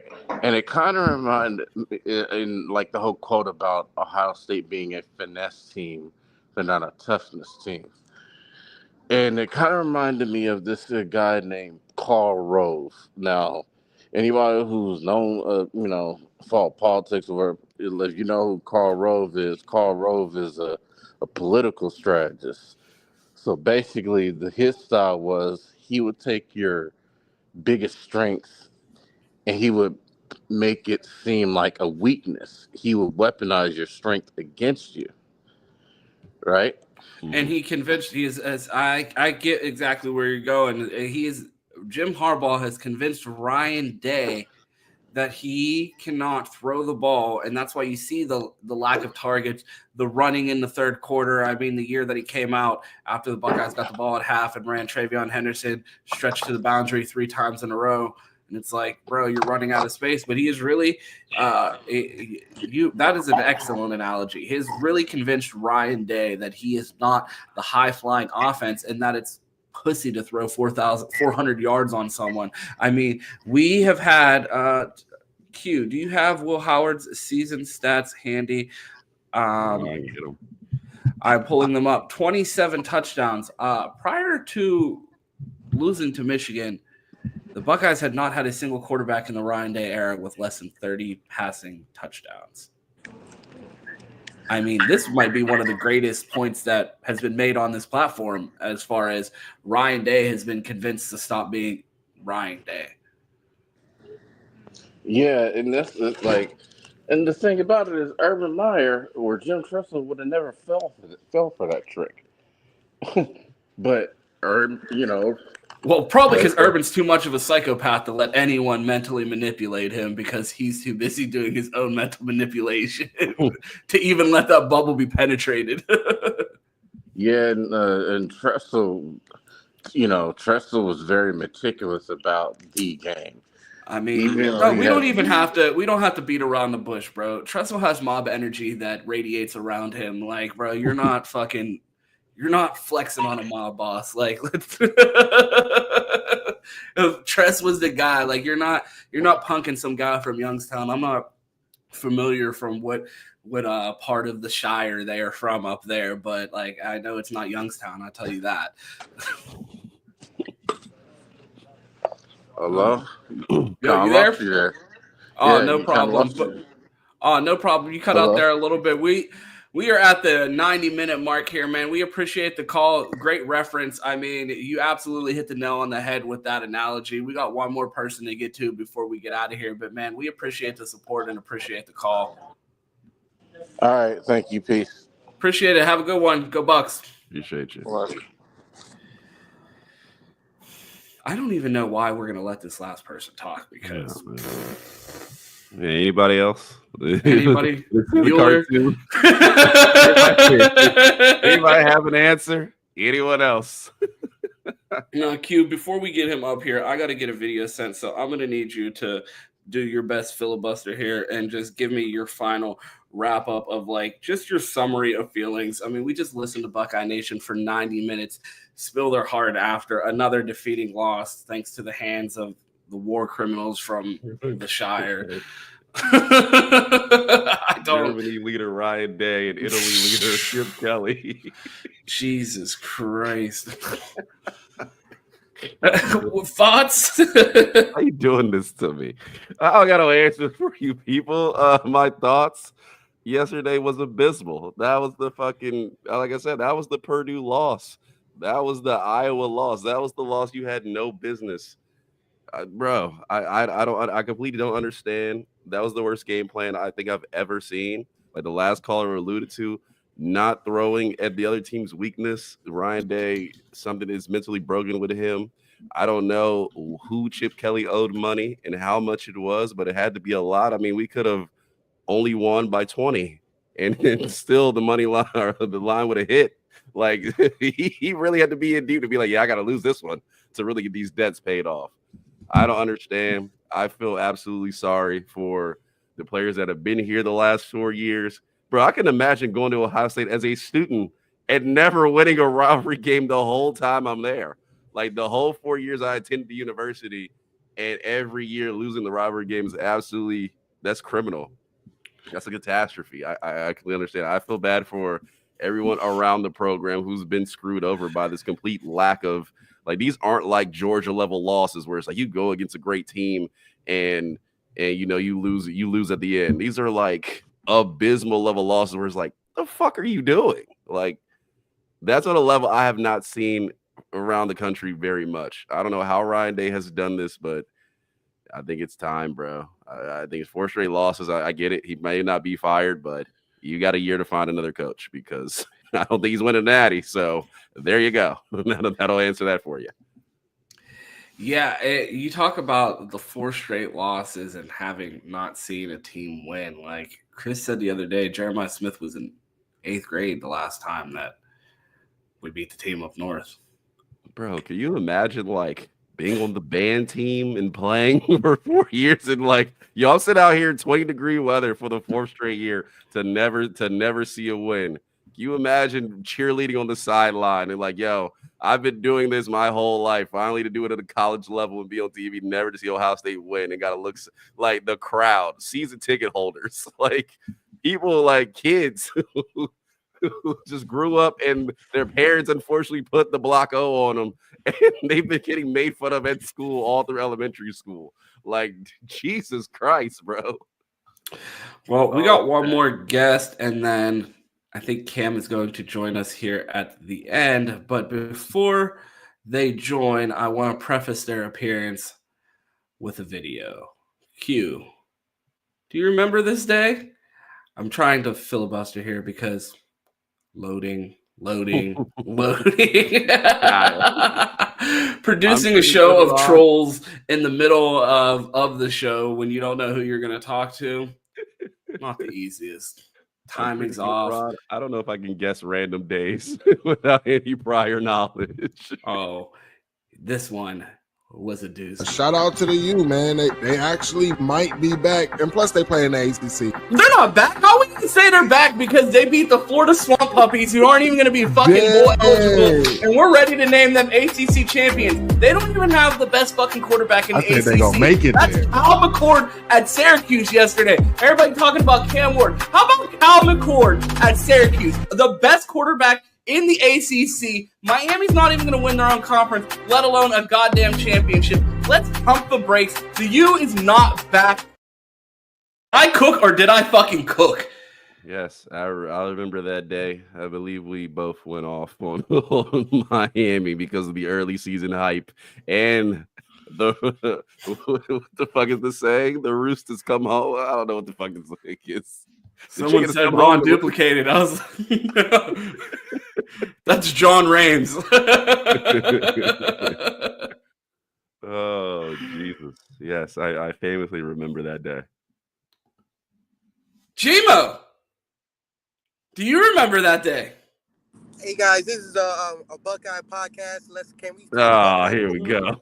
Yeah, all right. This is a Buckeye podcast. Let's talk. Once a Buckeye, always a Buckeye. Let's talk about former Buckeye Cal McCord's day against Miami yesterday. How are you feeling, given that you know that I've been telling you all year that Syracuse was my last hope to end your guys' season, and Cal McCord takes the U, breaks it over his fucking knee, so much so that I saw Miami boosters complaining about they think that the breaking the U symbol should be penalized because it's the only taunting penalty allowed in college sports right now. And man, bring out the ambulance.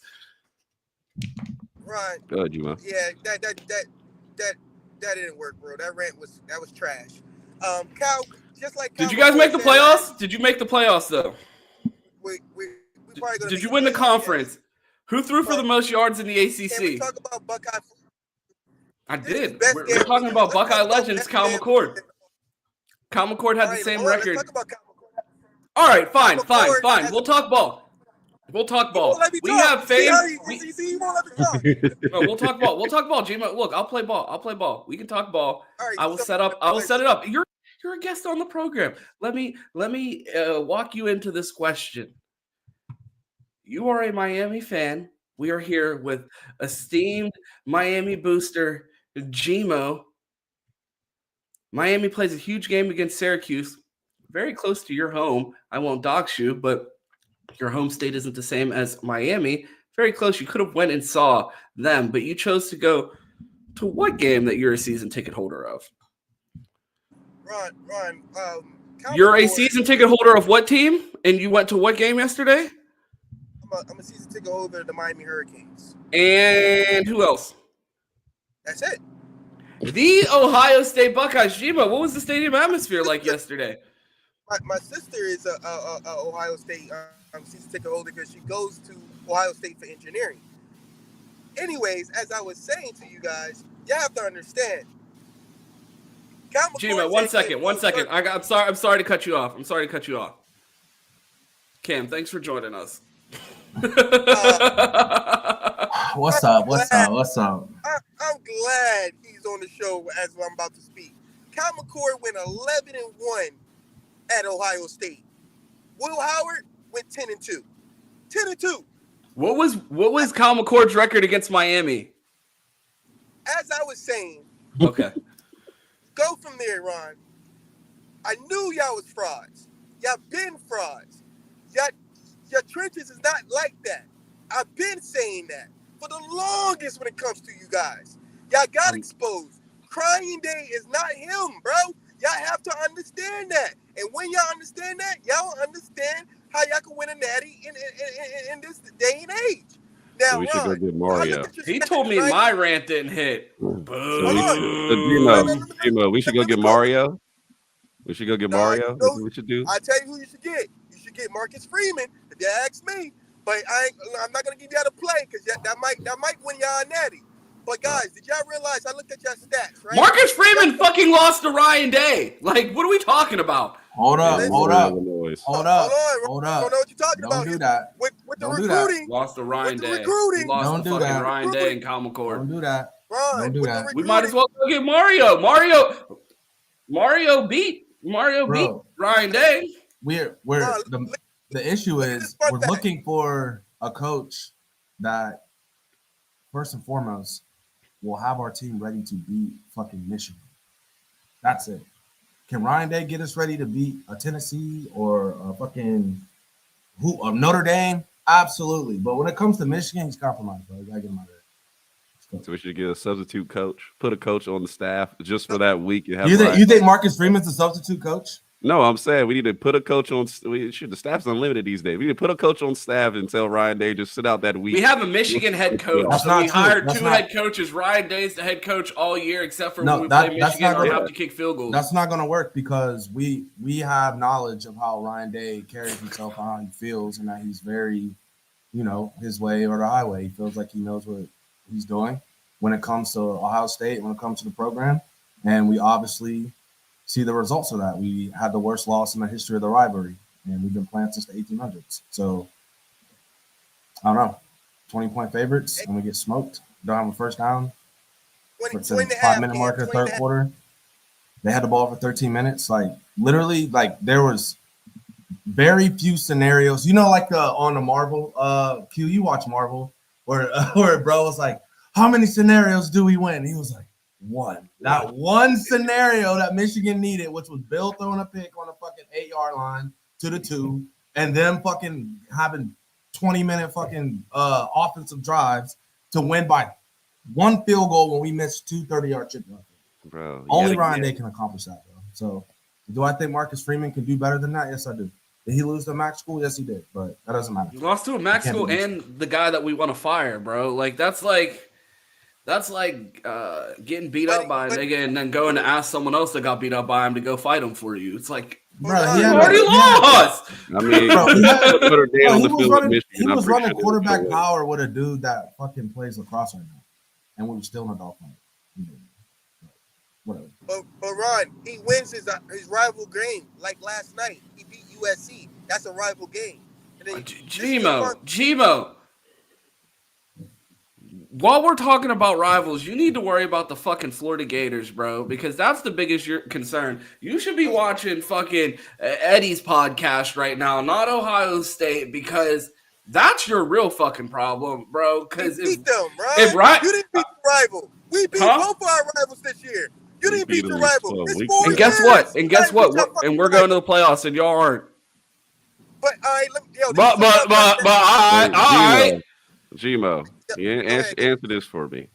Go ahead. What level is it inexcusable not even to show up in the ACC championship where there was basically no one on your schedule standing in your way? You're in your 25th year in the ACC. You're with the top 10 team you talked about all year. Bring on Georgia. Bring on Tennessee. Bring on all these squads. You're not. Hold on. Time out. Y'all not about to make me defend Gmo. There's no way we trolling Miami after that Michigan. I'm not trolling Miami. There's no way we're bringing up Miami. At what point? No way. We watch Illinois do what they want to Michigan, bro. We just did 45 minutes of a show about Ohio State. We're talking to the last Miami caller of the show. That's why we're talking about Miami. Like, what are we talking about? Like, no, we aren't just talking about Miami. We just talked about Ohio State for an hour and 40 minutes. You know, I would have talked to any Miami if they had just beat Syracuse. Yeah, like we have a Miami caller up here. The last troll of the show. We've been talking about Ryan Day, Chip Kelly, the offensive line. We've literally talked about this entire game. But I only want to talk about Buckeyes. Y'all trying to make it. Of course you do. Of course you do. You fucking lost. I would only want to talk about the Buckeyes too. I only want to talk Miami. Let me tell you about the fun fact with Chip Kelly, guys. I don't know if y'all know this, but the last first down y'all got was 5 minutes and 59 seconds left in the third quarter. That's insane. That's insane. Without their best, arguably their best. How many catches did Jeremiah Smith have for Miami yesterday? Now we're going to try to troll. I'm trying to make this about football. You guys want to troll.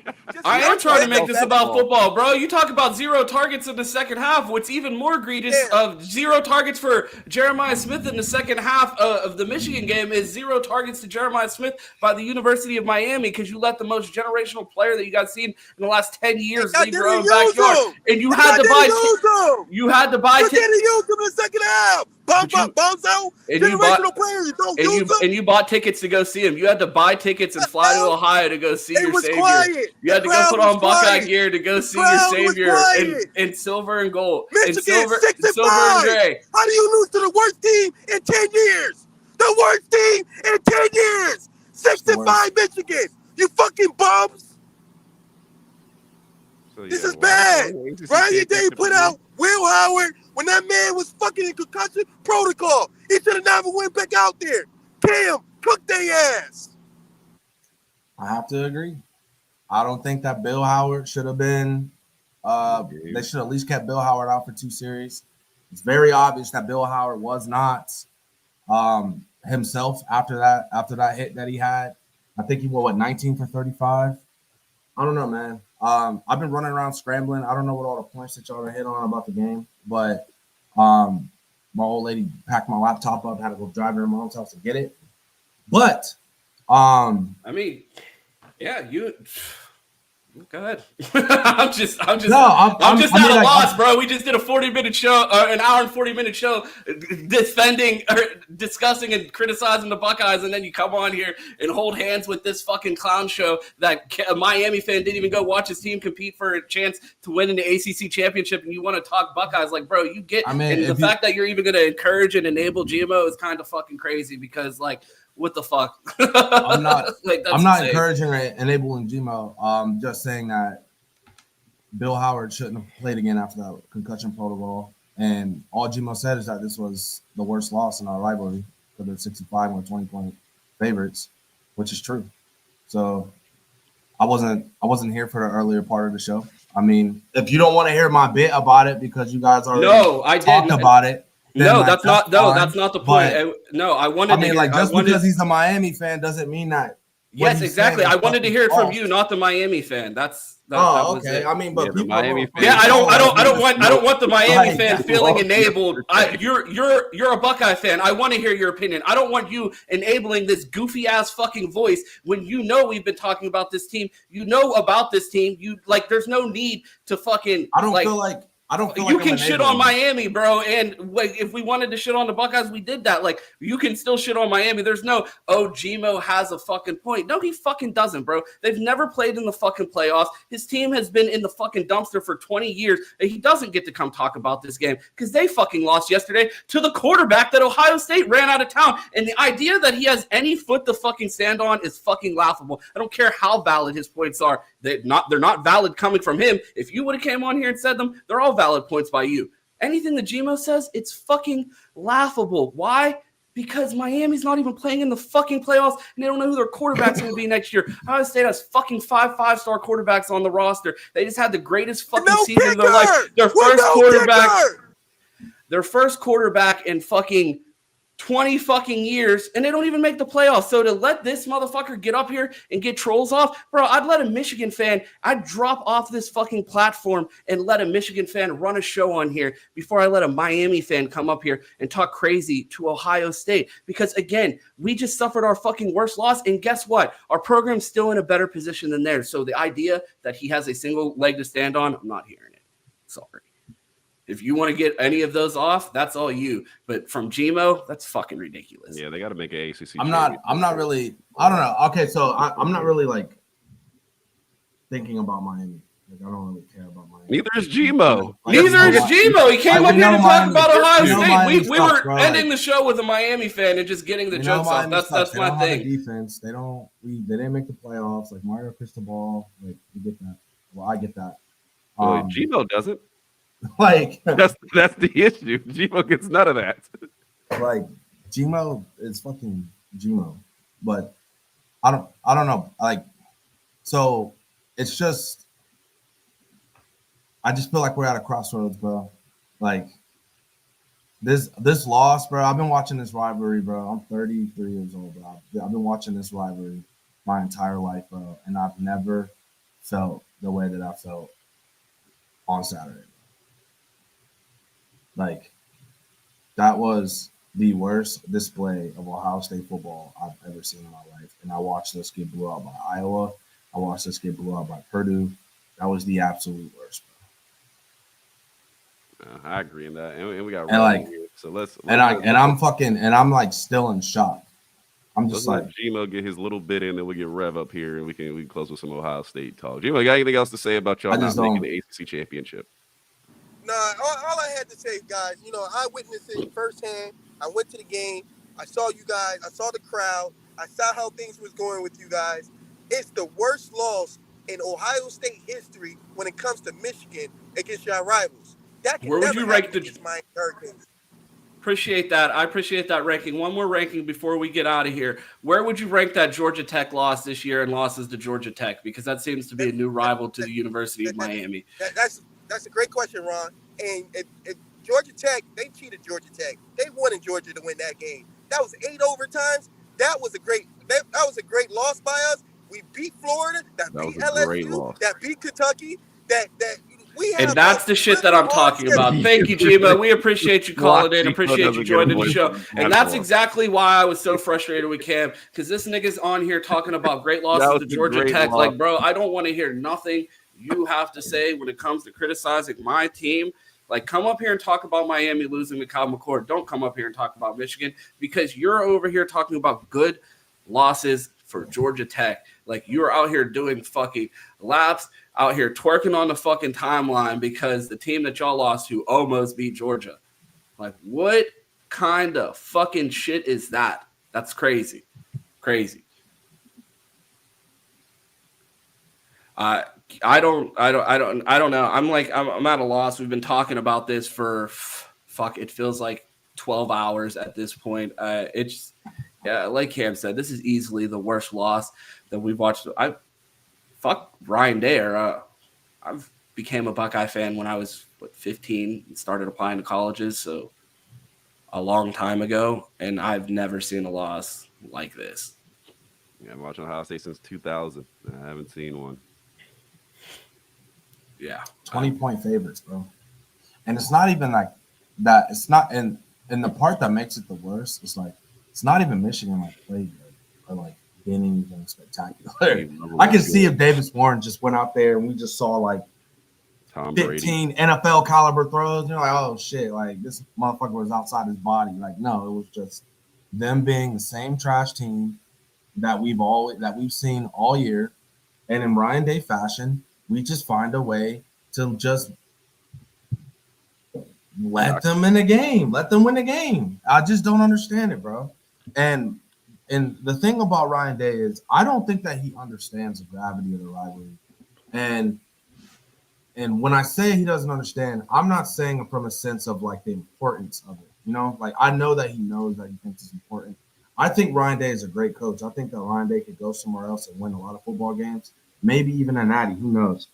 But I don't think that he understands the irrational side of the rivalry, like the psychotic side that doesn't make sense, like of the just brash belief that like we're better than this team.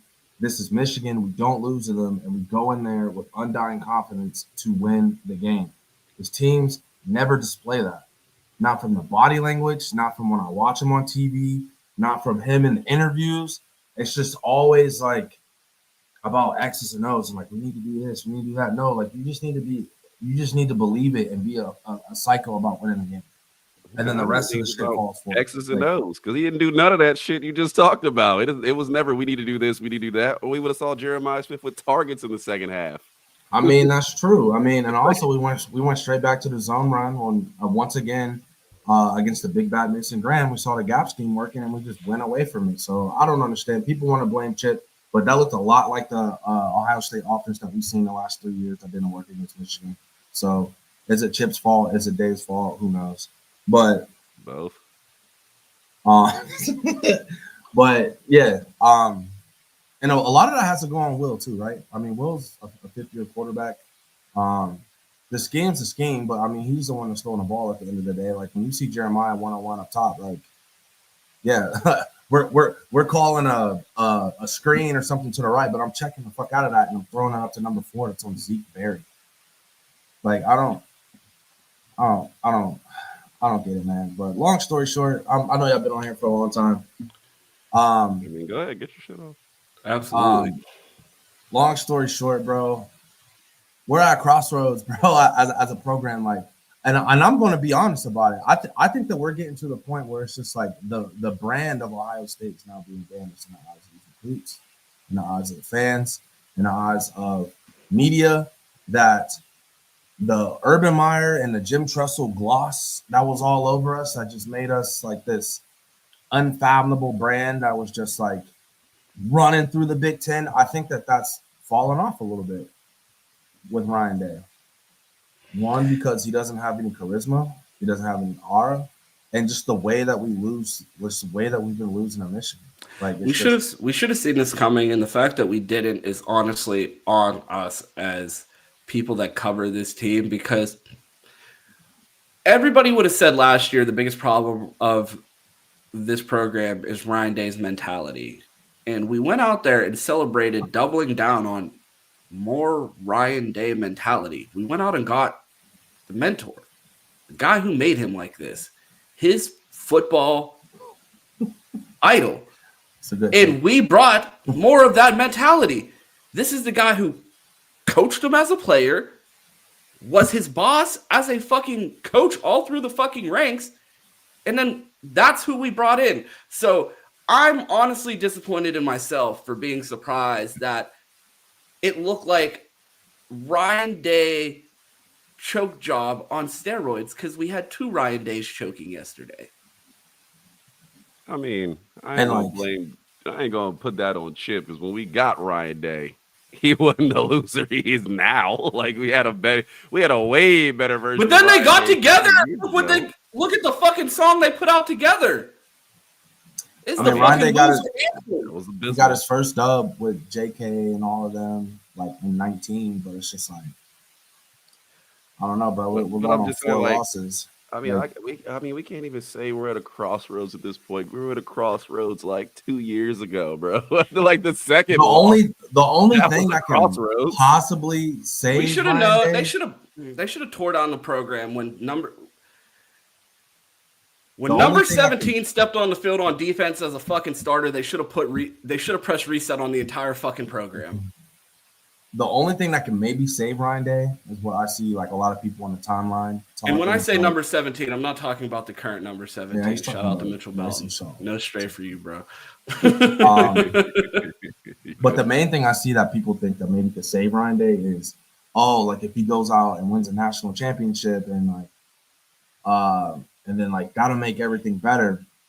But then it's like, okay, then we just have a Walmart version of Kirby Smart, right? Like where it's just like we have a national championship. Not even a Walmart, bro. If we fucking get a national championship and we just screamed asterisk next to the Michigan one, you might as well put a fucking Blue and Maize asterisk next to this but Kirby Smart's like 1-6 against Bama with 2 natties. That's their rival. Massive fucking if to say if. That's Ryan their Day media rival, but I know, but I'm just saying that's the they play Georgia Tech during rivalry week. But they play Georgia Tech during rivalry week, and they play Florida. If they had that record against Florida and Florida was doing what Alabama just did, they'd be on Kirby's fucking ass. But they have Alabama, Georgia is like Penn State, Ohio State of the last 10 years. You know what I mean? Both these teams are the top of the division. So when they see each other, it's a big deal. But as far as like hateful rivalry, Georgia's been whooping Florida's ass, and fucking Georgia Tech's been, I mean, I guess giving them a fight. And you see Georgia Tech never lays down for that game. I mean, it's a rivalry game that's clearly unmatched in talent. And Georgia Tech goes out there and fights Georgia at the end of the season every year. Yeah. So I don't know. But Ryan, you know me, man. Rabel me, Freeman me. Either one. I'm happy. Well, you know what they say. If you have 2 head coaches, you have none, right? Isn't that? I'll take both. Fuck it. You gotta think, bro. I'm taking, if you get Freeman, bro, you get Rudolph, the O-line coach. Come on with him. And I'm taking Al Golden with him. Yeah, but we might get Al Washington back, and I'm not sure if I'm ready for that. Man, listen, bro. Bro, he tried to ruin Tommy Eichenberg, bro. Who knew? Bro, we had a potential Hall of Famer out there, and they had Tommy Eichenberg not tackling nobody. We got rid of Al Washington. Tommy Eichenberg turned into Brian Urlacher. We start landing 5-star linemen, though. That'll be all right. Hey, Ryan Day's best man almost did. David Sanders, how you doing, by the way? Oh, well, the funny thing is they got us projected of playing Tennessee in the first round of the playoff at Ohio Stadium. So that's going to be fucking funny. That'll be quite a watch. Yep. Oh, man. We appreciate everybody tuning in to this special edition of Buckeye BS. All of the calls were appreciated. Shout out to everybody that called in. Shout out to the 1,000 people that are currently watching. Shout out to the 20,000 that watched us suffer during that live watch yesterday. If you were still looking for a post-game reaction, you can catch me and Chris Drew. Our post-game instant reaction from yesterday is in the Bleacher Report app. If you haven't checked that out, be sure to check that out. If you guys are new to the channel, I mean, a few more people than usual in here. Wonder why? Make sure you smash that like button. Make sure you subscribe to the channel if you're new around here. We do shows 5 days a week. Monday through Friday, me and Q do a show called The Buckeye Roast. Cam, Mike, and Terry do a show called The Fans Edge on Wednesday nights. Be sure to tune in. And, of course, the flagship Buckeye BS right here on Sundays at 10 a.m. A little bit of a late start today. We had some technical issues and missing laptops. Connor Stallions must have been trying to fucking halt the show, hiding laptops around here. But we appreciate everybody tuning in. This has become all too familiar doing these shows after Ohio State loses to Michigan. Almost numb to it at this point. You can't hurt me anymore. I don't care how many arrows you shoot at my head coach, Sharon Moore. Hold on. Can we talk about that for a second, though? Can we talk about that? Can I just get, bro, the fact that Sharon Moore came in there with a 6-5 team and was styling on him with the arrow and the slow-mo and Fox got it, like, bro, like, come on. Ryan, hey, come on, guys. That's goofy. You making that lame ass nigga look like he got some type of fucking steez is crazy, bro. Also, Bill O'Brien's offense scored 35 points yesterday. Like, oh, and I'm pissed that I missed that. I know I missed your soccer player rant. I know you had one. No, I didn't. I did. Yeah, like, can you get one out real quick? The people like about Jaden Fielding before we leave. That one last time. They need it, bro. I made an argument about I should be the kicking analyst because I feel like the first red flag of identifying a kicker is a kid that started kicking at 14, 15 years old. Number one, go find me an elite level soccer player. I want a kid that was pulled out of fucking class when he was 11 years old to go on a team and play and represent the United States against Mexico and Latin American countries, and has been playing high-stakes soccer and are high-stakes athletes that have the mental makeup of an elite athlete. Stop getting me these fucking dweebs that wanted a fucking jersey in high school so they could take pictures with bitches. It's crazy. Like, it's crazy, bro. It's insane. Apologies for the language, but it's that type of mentality fucking kills me, bro. Like, go out there and find me who is the kicker for the Dallas Cowboys, Cam? Aubrey. He didn't fucking kick in high school. I mean, he didn't kick in college, bro. He was a Division I soccer player and decided to start kicking after his soccer dreams died. There are elite level soccer players that can make fucking field goals sitting on rosters all around the country. And we're out here going and getting kids that are at fucking kicking camps. I want you to go find me a kid that's getting cut from a U.S. national soccer team. Go get me him. You have a $20 million roster. You can't convince, like, what? Do we need to get the coach JB? Do we need to get the coach JB clip on here? Like, hey, coach, when's the last time you got some pussy? Oh, Tui, get out of here. Fired. Like, bro, you can't fucking recruit. Like, you tell me you can't convince an 18-year-old kid to come live in a fucking penthouse in Columbus, Ohio, in one of the biggest cities in the city of Ohio. Everything you could fucking ask for, and you're telling me you can't convince a kid that is a borderline, oh, yeah, man, I just don't want to give up my dream of moving overseas and abandoning my family to fucking make $300,000 a year in a no one gives a fuck professional soccer league. Bro, you could get paid more than some of these, like, cast-off soccer players that don't have careers after college with the NIL money. It is fucking crazy to me. And the crazy thing is, all we needed him to do was to hit 2 30-yard field goals. Bro, Ohio State missed kicks don't even make ESPN anymore. Caleb Downs has one of the craziest interceptions we ever seen. Bill Howard goes out there, we get 1 yard in 3 plays, and we shank a 30-yard field. We're getting ready to wrap the show. We got our guy Rev here before we get out of here. We got to bring him up. Rev, how's it going? Hey, what's up, man? How y'all doing, man? What up, Rev? World's still spinning, allegedly. Maybe a little too fast. I'm just in disbelief still, and I'm sure y'all guys are too. Like, out of the last 4 years, like, I didn't even second guess this game this year, and like to get this type of result, man, it's like you just stuck. Like you just stuck on the cloud and don't know what the fuck to do, man. But it's crazy right now. But Ryan Day, like shit, like what else is it to talk about? Like he couldn't win with CJ Stroud, with some of the historical best receivers ever, and he couldn't win against Michigan's worst team with one of the most talented rosters ever on both sides. So, like, if we keeping Ryan Day at Ohio State, what is the reason? I have no answer. I have no good reason. The only reason is, besides him being a nice guy and the stuff he do for the community and all that stuff, what is the reason that Ryan Day stayed at Ohio State? Shit, everybody's a nice guy when you make $10 million. Shit, give me $10 million, see how nice I'd be. Yeah. So yeah, I'm done. I'm done with it. And I heard Gmo on the chat. I don't even know why y'all bring him up here.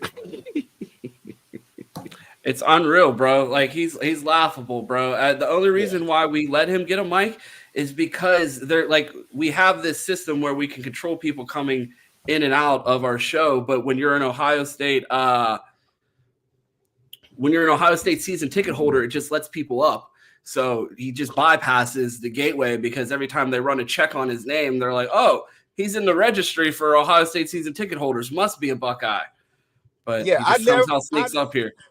I never seen a person that loves to hate Ohio State more than he loved to watch his own team. Like, never heard of anything like that in my life. It's like, you know what I'm saying?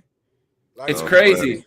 It's like he need to do some jail time and get checked out for that type of shit. I mean, if you got teams walking in the ACC getting championships before you have, and you've been there, hell, since 9/11, well before that, I'd be hating other teams too. Man, yeah, like he don't even care that his team lost. Like he's more concerned about Ohio State losing. He's used to it, but I mean, the sad part is we're turning into Miami because I'm starting to get used to this. Like, there's a Michigan fan in here right now waiting in the backstage, like trying to troll, like we own your stadium, blah blah. I'm like, bro, woke up, signed in, put an email, create an account to come talk to me. Appreciate the support, my guy. Troll me. You cannot troll me. Like I just want to take a little peek back for the Michigan fans that aren't familiar for how long we've been doing this. Q and Mike were streaming on playback during the Ohio State Michigan loss in what 2022? 2021. Was it 21? Was the first one? No, we didn't stream the first one. We met after the first one. No, it was 22. I thought it was 2021. 22, 23, 24. Known each other for 3 years. Right. Show been doing the show. We've been doing the show for 2 years. So 22, we watched the show on playback. We had just got a deal with playback and streamed that for what, about 40 to 60 people. We were live for that show. Yeah. We watched in front. We were sitting live in front of a camera watching our team lose in front of 50 people. We did it in front of 16,000 yesterday. Not heard, bro. Trolls aren't heard. Motherfuckers trying to troll us by posting our videos. I'm like, bro, when I made my account public, people wouldn't even like my post, and now you're retweeting our appearance on Bleacher Report. Oh, my heavens, I'm so hurt. Please don't hurt me with these interactions. I appreciate it. And all the Michigan fans that watch the show, appreciate you. Yeah. And I'm not even arguing. I don't got no comebacks for Michigan fans right now. They won. You know what I'm They saying? won. Like, Exactly. There's nothing to say. They deserve it. It's at the point where I ain't even calling them Team Up North no more. I'm gonna call them Michigan because they've been whooping our ass 4 straight years. Fuck that crossing the M out and all that shit. They've been whooping our ass. So they Michigan until we start whooping their ass. Absolutely. Then they Team Up North again. I couldn't agree more. Like Buckeye fans, it's a moment to look in the mirror. I mean, yeah, it's frustrating to fucking hear the trolls, but hey, get them off. They beat us, and they're still defending national champions. Won the Big Ten 3 times in a row. They beat Ohio State 4 times in a row. What are you gonna say? Like, I don't take it up with my head coach, bro. I support him. And the scary thing about it, we always have more talent than Michigan on the field when we play. Now, when it gets to the point where Michigan has more talent than us and we playing, what's gonna happen next? That's the last message in the chat. The Michigan fan left one message before they left, and I will go ahead and read it from the chat since we didn't bring them up. Might have to wait. Well, shout out to that Michigan education. Wait, WEIGHT, till next decade with Underwood coming in. Walmart Wolverine, because I guarantee no one got into Michigan and doesn't know how to spell the word wait. But we appreciate the support there. We appreciate you calling in, Rev. It's always good to talk to you. All right. Take care.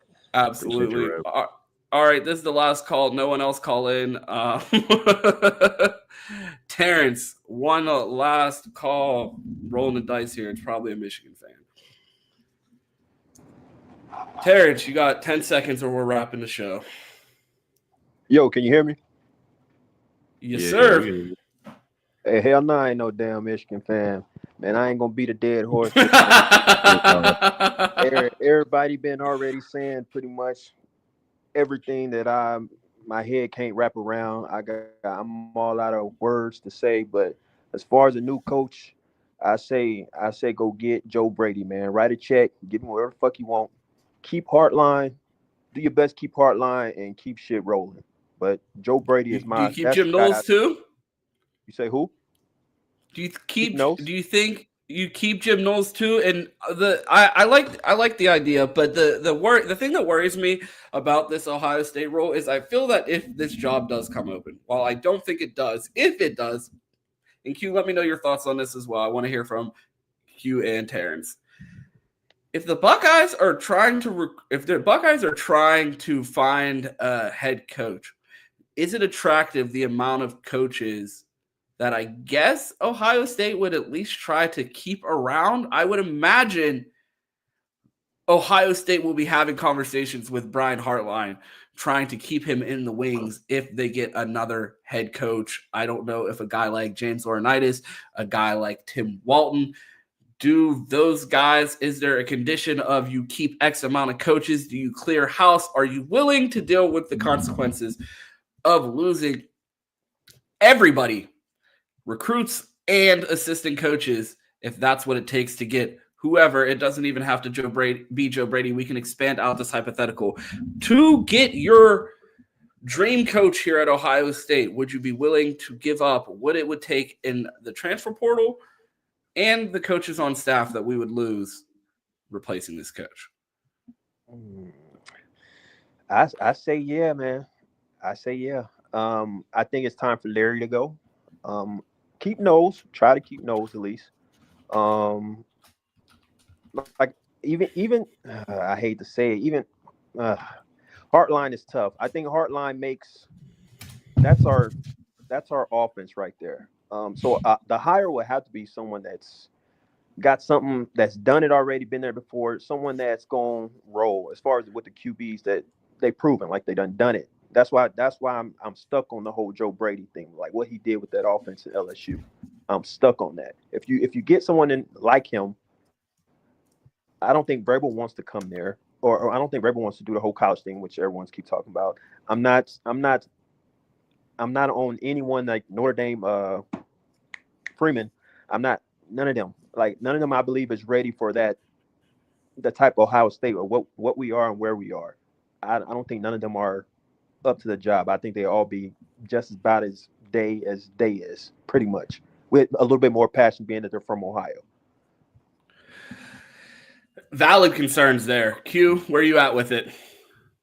I mean, I think any coach coming in would want to keep Hartline. I mean, he's kind of bulletproof at this point, especially the way he recruits. At least you know you have a cornerstone of your offense. I don't know if anybody else could make it over that. I mean, maybe Walton, maybe.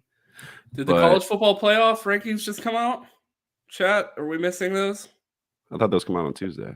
Okay, so we're hosting a playoff. Someone's in the chat saying we're hosting a playoff game on December 20th. So I didn't know if I missed something. I mean, that's got to be after the conference championship. So there's kind of no way. Yeah, obviously, I'm tripping. Yeah.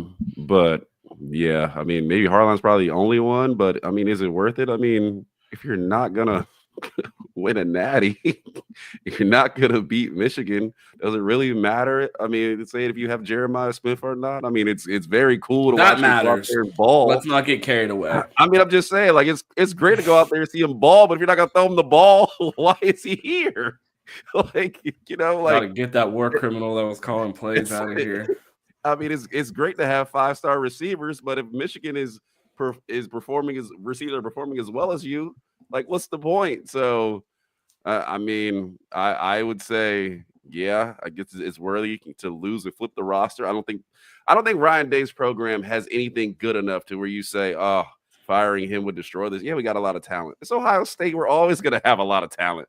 It may not be the same guys you're familiar with. The guys you're familiar with all just lost 4 straight. Like, last question before we get out of here, because you made an excellent point there, and I just want to double down on that idea, and I want to get the thoughts from the chat on this too. You said there's always talent at Ohio State. What was the thing that you couldn't listen to an Ohio State game without hearing about? Damn, Alabama. $20 million. $20 million. All you heard this season was about $20 million on the roster. If Ohio State's paying the most money, you mean to tell me Ryan Day adds some sort of value in addition to $20 million that is giving him a talent advantage that some other coach wouldn't be able to have? I think with revenue sharing coming. Like, that just sounds crazy to me. Like, oh, okay, so there's no other coach other than Ryan Day that can lose to Michigan 4 straight times with $20 million. Like, what kind of argument is that? Recruit better than Ohio State. They're not even near the level of Ohio State's program. Thing, like they're acting like we're the only ones to do it. That got to be capped. I can't count how many recruiting battles we done lost because we're not willing to pay a certain amount of money, to match to get these recruits to Ohio State. I saw a tweet that the reason why we didn't get the Graham Award-winning kicker that went to Alabama was a dispute over $60,000. Wow. Dispute. That's a great word. Just dispute. I have no factual information other than the tweet that I saw. That is my source. The tweet that I saw. I'm that unserious about breaking news that I'll repeat it. I heard Will Howard used to party at Miami, Ohio, too, which makes it even more crazier that kicker got out of Ohio. But Insane, man. We appreciate the call, Terrence. We're going to get out of here. We have been live for 2 hours and 20 minutes. Q was not even supposed to do the show today, so a big thank you to him. A big thank you to you, Terrence. Yes, sir. You guys keep it going. Yep, appreciate it. Have a good one. Q, the last thing that I want to hit on before I get out of here.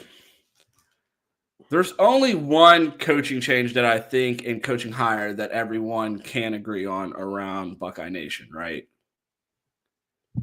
Who would that be? Me, as the kicking specialist. Like, as we part for the day, I want to make sure that everyone remembers the most important staff move that needs to be made, and that's the hiring of Ron James. Call my agent. I will take nothing less than $250,000 a year after the way they let Parker Fleming steal $2 million a year or $500,000 a year. So and a pay raise if the kickers miss. There you go. The worse they perform, the more you get paid. That's what I'm saying. Take $50,000. If I start, this should be the thing. If they hired me as the kicking specialist for $250,000 a year and they took away $50,000 every time we missed a kick, we wouldn't miss any kicks. I promise you that. If I gotta go get one of my buddies from high school to come make everything inside of 40,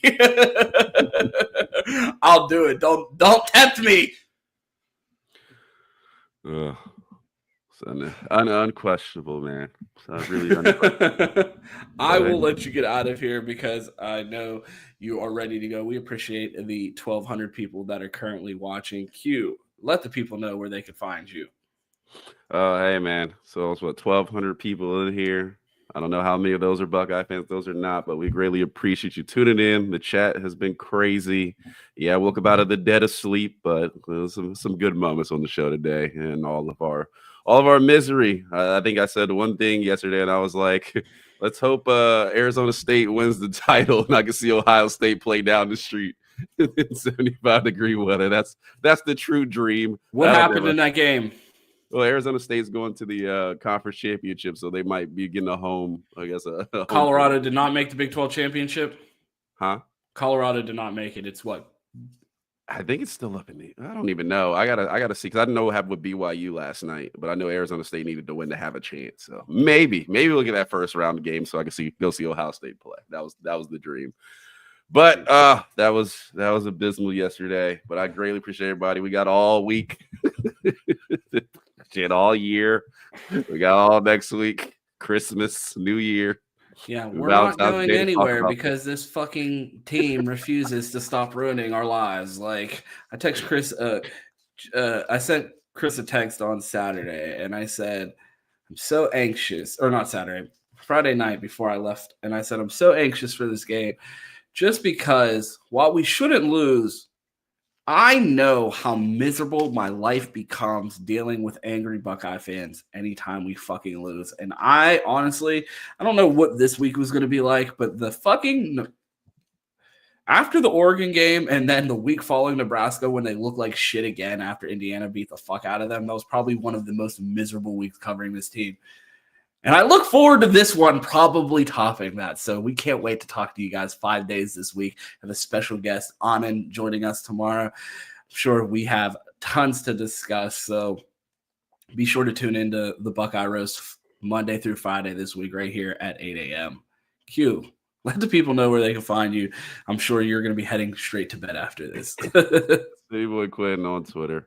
I'm not hard to find. Find it Johnson on Instagram. Don't DM me and troll me. While I give these out. But no, we'll be here all week, man. Appreciate y'all. Ron, get us out of here. Absolutely. If you want to find me, you can find me on Twitter. It's at 2Ts2_TES. You can catch us weekdays here for the Buckeye Roast Monday through Friday at 8 a.m. Like, I'm literally fucking short-circuiting. I've been on camera for fucking 12 hours the last 24. I appreciate you guys tuning in, all 1,200 that tuned in, all 16,000 that watched the live show, everybody that tuned into the Bleacher Report postgame. If you guys have not suffered enough and heard me talk about this disastrous loss, I probably will re-air the Bleacher Report postgame at some point later today on the channel. If you guys want to check that out, it'll also be up here as well. We appreciate you guys tuning in, and despite the 4 straight loss, Ryan Day being a terrorist, and Chip Kelly apparently hating me, It's still go Bucks, and of course, OH. I owe, I guess. I owe someone. I'm owed an explanation. They owe us. Yeah, I owed an explanation. What the fuck Oh man, get me out of here.